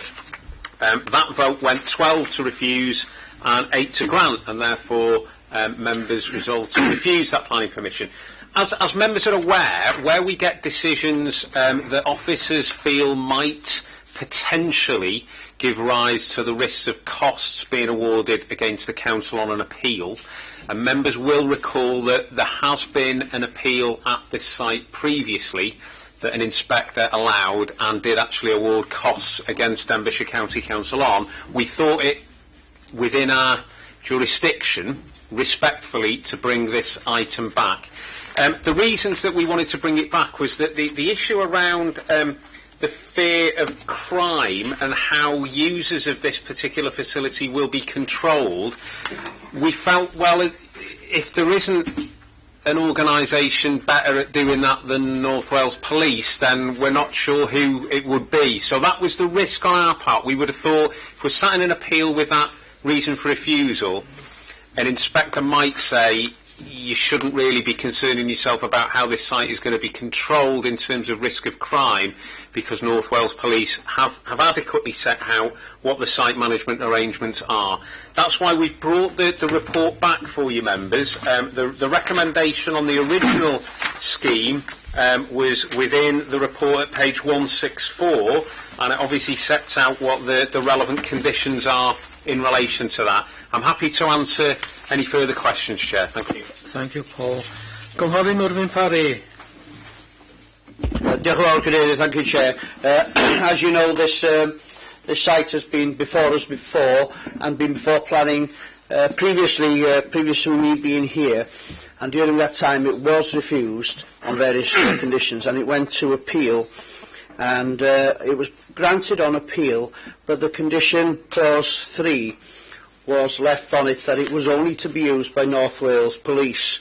And the residents of Howell are more than happy to put up with this site. It is a very noisy site when it's been used. It's used and can be used 5 hours every day for firing and explosive use, 5 hours every day during the week, not weekends, with a few conditions for altering the hours during the week. Residents are happy to go with that, happy for North Wales Police to be using it. I'll just read what I put here. As I stated when the application came before this committee last month for a decision which was refused on the grounds of local concerns of the usage of this site by private gun clubs, the concerns are that there is no adequate proof that rigorous checks will be made as to who will be allowed to use this site and who will be supervising them. It's not shown that it's North Wales Police that will be supervising these gun clubs when they're on the site. That's not clear. There is a site warden, but no proof has been shown that the warden is sufficiently trained to monitor and control this site and the groups using it. The police will of course be trained, but not the warden, who would be the one there when the external gun clubs are there. He'll be the one that's opening and closing the gates, keeping an eye that they're parking in the right place and closing the gates when they go out. Maybe he'll be in charge of the book that they're filling in that they've got to do, but he's not adequately trained for doing that. I therefore ask you to fuse the change of this condition on the application of this application as we did last month on the grounds of the concerns of the locals regarding the safe use of this site by external clubs, and there is not adequate checks in place on this one. Just a quick note on when it went to appeal last time, on the paper that came back from appeal on item 7 on it, The evidence that was given to them, the extended facility would not be open to all and sundry as implied by the council, but would be strictly controlled by North Wales Police Authority in view of the safety and security implications. No access to firearms and weapons would be afforded to training groups. And that's what was put on it when it came back from there. So I'd ask you to put it forward again for refusal. Thank you. Is there a seconder, Hugh Williams? Proposed by Councillor Mervyn Parry and seconded by Councillor Hugh Williams that we refuse this application again.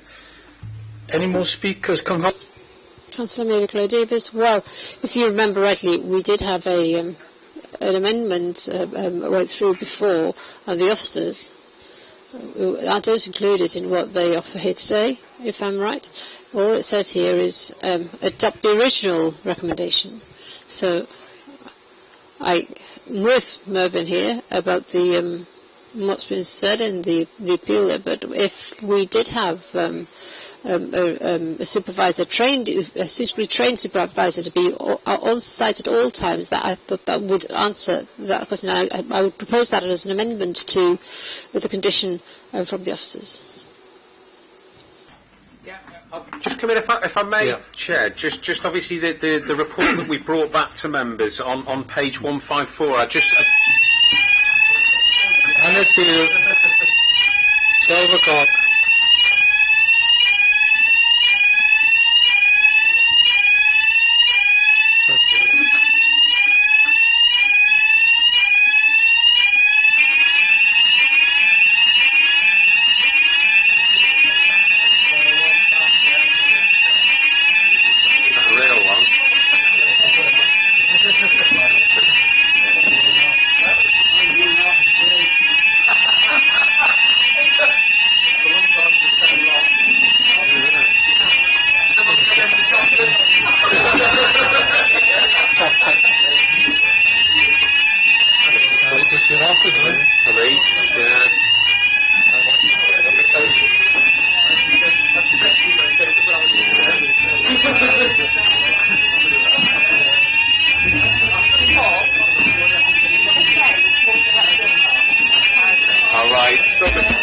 Pause the webcast, everybody. I'll just answer maybe a question, if that's all right, just in relation to the point that. Mr. But I'm saying, Mr. Chairman, I'm surprised that you haven't. What it says in the rules, if the bell goes persistently, there is a fire. The reason why you were out, that we had, there was a new man turning the alarm on, and we wanted to make he needs to make sure before he knew what he was doing before he started. It's not good enough. And if I could ask Mr. Chairman that we put an official complaint into the Chief Executive that he needs to know what he does before he sounds the alarm, because that's what's going to happen. Is that you're going to get people sat there, they think, oh, there's no fire, but there's no fire today. He doesn't know what he's doing. We need to get this sorted.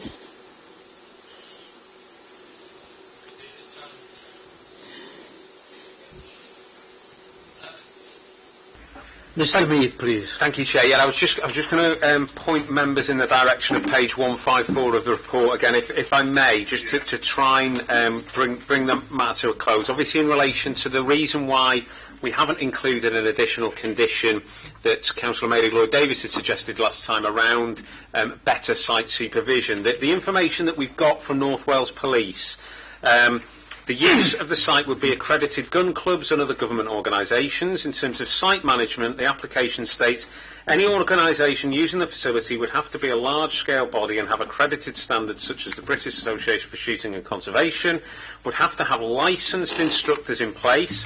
The organisation would have to have risk assessments in place for their activities and hold suitable public liability insurance.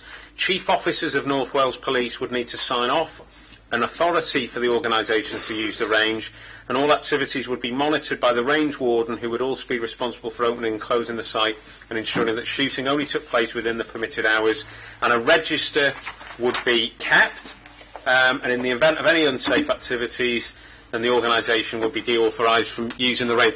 It fundamentally comes down to, does it not, a question as to whether we trust, in North Wales Police to manage their land and manage the people coming on their land. I mean, I've been on that site a number of times now, and I had to go through a lot of stringent checks when I went on there.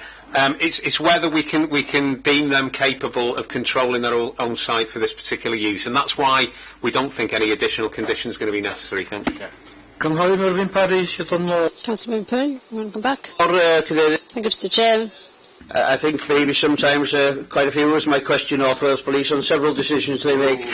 But this now is going from a North Wales Police. What they want to try and do is take it from a North Wales Police activity to a commercial activity, because they want to make money out of it to justify what they're doing there, which I can understand that as well.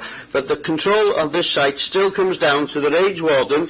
If I wanted to go there with my gun club, it would be the range warden that will be checking what guns I've got, what ammunition I've got that's going in there, not one of North Wales Police. If North Wales Police might sign my gun club in, but it's the warden who would inevitably be responsible for that, and I don't think that there's enough. We haven't got enforcement officers in Denbighshire to enforce what we need to enforce now. Never mind to enforce something we have no idea what they're trying to enforce. So again, sir, Chair, I'd like to put this up for review. Is there a seconder? Councillor Hugh Williams. Councillor Mary Gleig Davis. Thank you for the information from the officer. 3.3 on page 154. I wonder whether we could say that if I deducted my original amendment and amend that by putting 3.3 in the conditions, and that you change the name range warden to trained person, appropriately trained person, as Robin said, because in the inspector's permission, it says very clearly there the reason why he's put it. If we go beyond that, then I think that we would be opening the gates. And myself, I would like to give permission, but that we strengthen, put 3.3 in there in the conditions, and change the range warden to a person who is more suitable to do the work. Do you agree with that, Mervyn?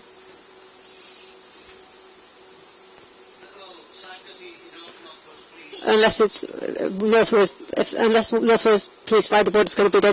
No, I think they're not going to put him there and a warden. There's a warden on the site already, so this bloke would lose his job, wouldn't he, by doing that? So I'm not sure whether I'm happy with that. I'm going to stick to my original proposal and for refusal. Thank you.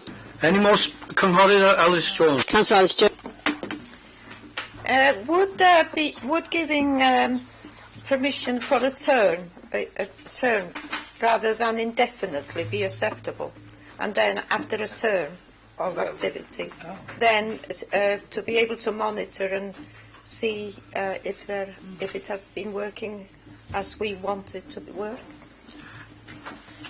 Any more speakers? No. Mr. Mead, please. Sorry, Mr. Chairman, is there a seconder to my? Is there a seconder for me? Sorry, I apologise. Is there a seconder? Would you offer it again, please? Put it up.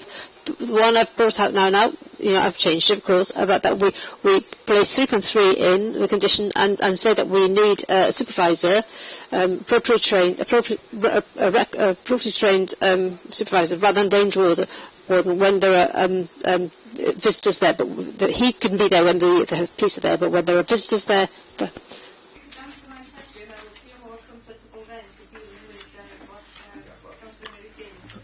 Okay. Paul?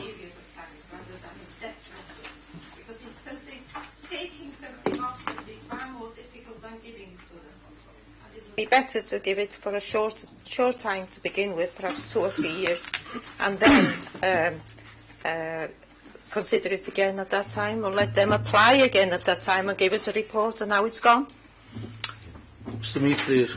Thank you, Chair. Yeah, I'll answer Councillor Alice Jones's point first. It's quite a complicated planning consent that was given at this particular site on appeal back in 2008, and there's a number of sort of stringent controls that are in place around the operation of the site over the course of a year. The issue around, only 12 such activities shall take place within any 12-month period for this type of activity. So there's quite a lot of almost sort of temporary controls that are in place anyway. What we've also got to be very careful of with these types of proposals, we've got to deal with what is before us. What are they applying for? They're applying for a change to the condition to allow other organisations to use the site. There are other controls beyond that in relation to how often those people can use the site.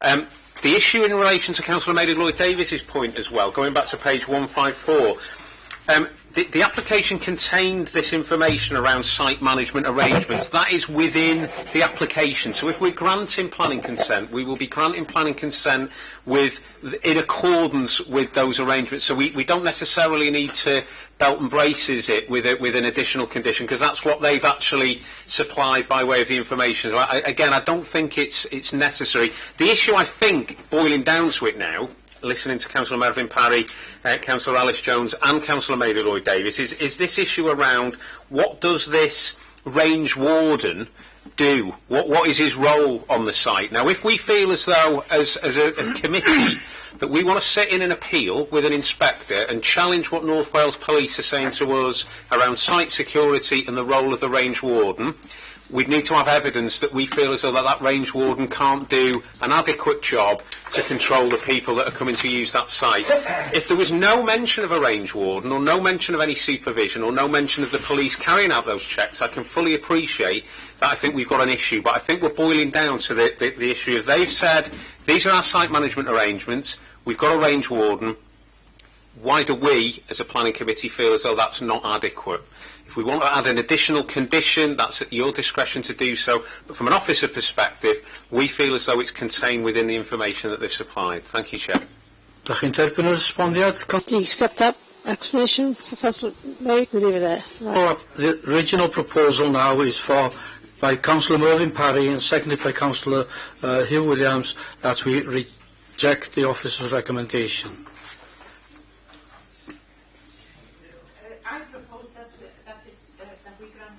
Right. It's been proposed by Councillor Alice Jones that we grant it, seconded to Councillor Hughes. It's a straight for and against. Straight for and against. Okay, thank you, Chair. We, I think, are ready to go to the vote now. It's going to be a straight for and against. It will be plus to grant in accordance with officer recommendation and minus to refuse. If we clear the board, please. And all vote now. Thank you.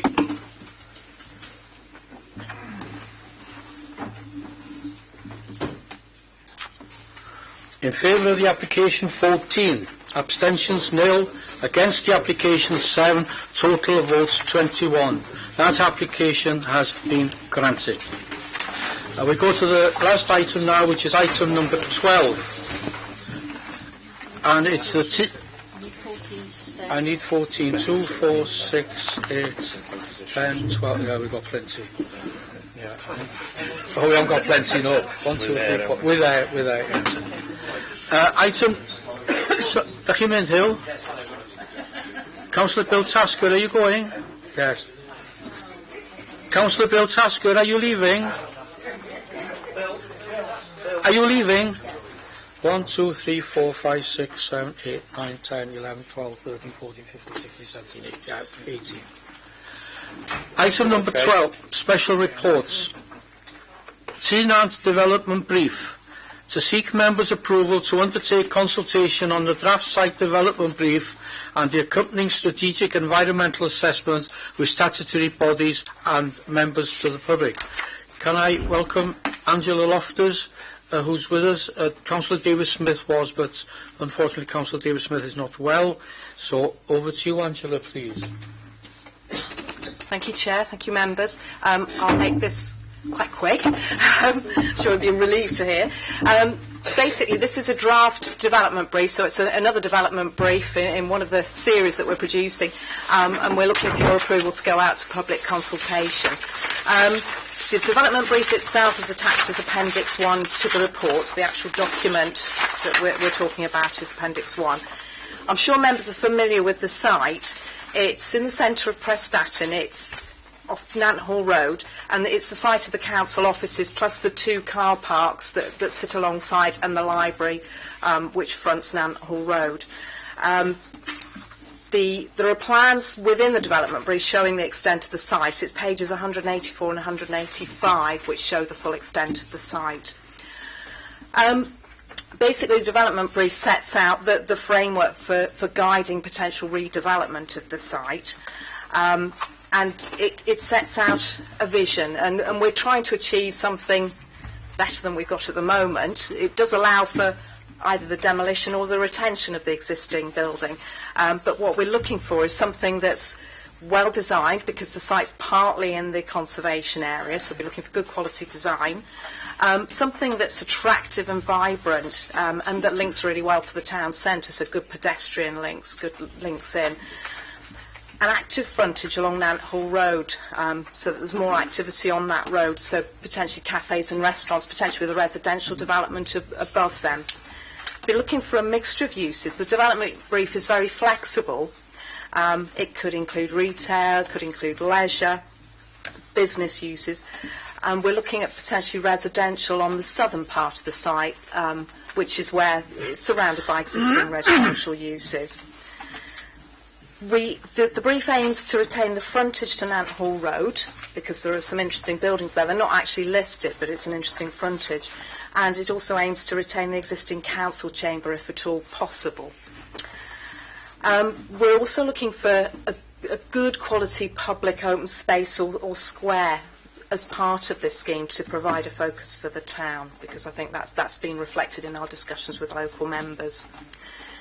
So just in terms of the consultation, we've been to the LDP steering group. We've already met the member area group a couple of times, and the comments that we've had back from the member area group have been fed into the development brief and are reflected in the development brief. We'll be looking at an 8-week public consultation period, so the usual amount of time, and we'll be looking to start early March. And it will be writing out to all town and community councils, contacts on our database, information on the website, and we'll also be having drop-in events at Prestatyn Library, which that was following discussion with the member area group, was something that we wanted to take forward. As usual, the comments that we receive will be reported back to the LDP steering group and would come back here to planning committee, along with any changes that are proposed to reflect those comments, and it will be planning committee that would finally approve the document. So that's it. I've rattled through that really quick. If anybody's got any questions, happy to answer them. Thank you very much. Councillor Julian Thompson-Hill. Thank you very much, Chair. I'll be equally as brief. I am supportive of the development brief. As Angela said, it has taken on board, has been tweaked since it came to the member area group to take on board the comments, particularly in relation to the Prestatyn Town Council established user rights over the chamber and adjoining room in the 6 to 8 Nant Hall Road area. And I think we can't necessarily be too prescriptive, because it's a question we want to test the market and see exactly what they want to come back with. But I think that this does represent a very good document, and I'm more than happy to propose officers' recommendations to go out to consultation. Thank you very much. Any more speakers? Councillor Paul Penlington. I'd like to say I'm of course fully in favour of public consultation, but I'm slightly sceptical of Denbighshire County Council's public consultations in the past. You've done extensive consultation exercise with various things, most recently the Bottle Within development. At the end of the day, the public response didn't count for anything. How can you assure us that the public's response to this will be taken into account and not just become a tokenistic exercise that's dismissed? Before I go to Angela, Councillor Julian Thompson-Hill's proposed recommendation. Anyone seconding it, please? Councillor Paul Penlington. Any more speakers?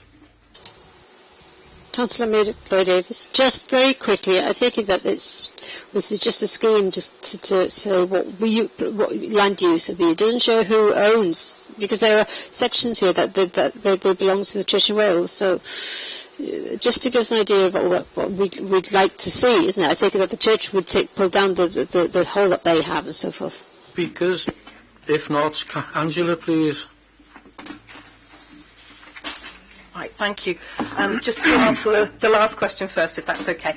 The ownership is split between the County Council and the Church in Wales. You're quite correct. The top car park and the community hall belong to the Church in Wales, and we've been discussing ways forward with the Church in Wales, so they're fully aware of this. They've seen copies of various copies of the draft development brief through the process, so they are aware of what's going on. In terms of the public consultation, we obviously try and involve as many people as we can, and usually drop-in events are very successful in getting local people involved in these things. And any comments we receive would be reported back to yourselves at Planning Committee, so you'd be able to see each comment in full if you wish. They'd be summarised and part of that report back. What we do also do when we have drop-in events, people don't necessarily have to write out forms, complete forms. We take a note of the discussions we have at those events as well, and that will be part of our report back. So it would all be reported back and reflected there. And at the end of the day, if members decide they want to make further changes to the brief to reflect those comments, then that's a decision for yourselves at Planning Committee. Thank you, Angela. Well, it's been proposed by Councillor Julian Thompson-Hill and seconded by Councillor Paul Pellington that we accept the recommendations. Mr Mead, please. Can we go to the vote? Oh, sorry.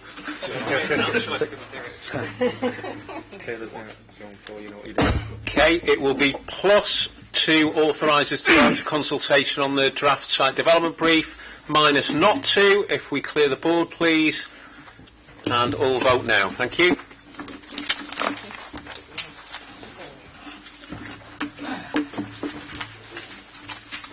In favour of the recommendation 18, abstentions nil, against nil, total votes 18. That recommendation has been accepted. Before we close, can I thank the officers for this morning's work and the support staff, and thank you all very much indeed. Thank you, diolch yn fawr.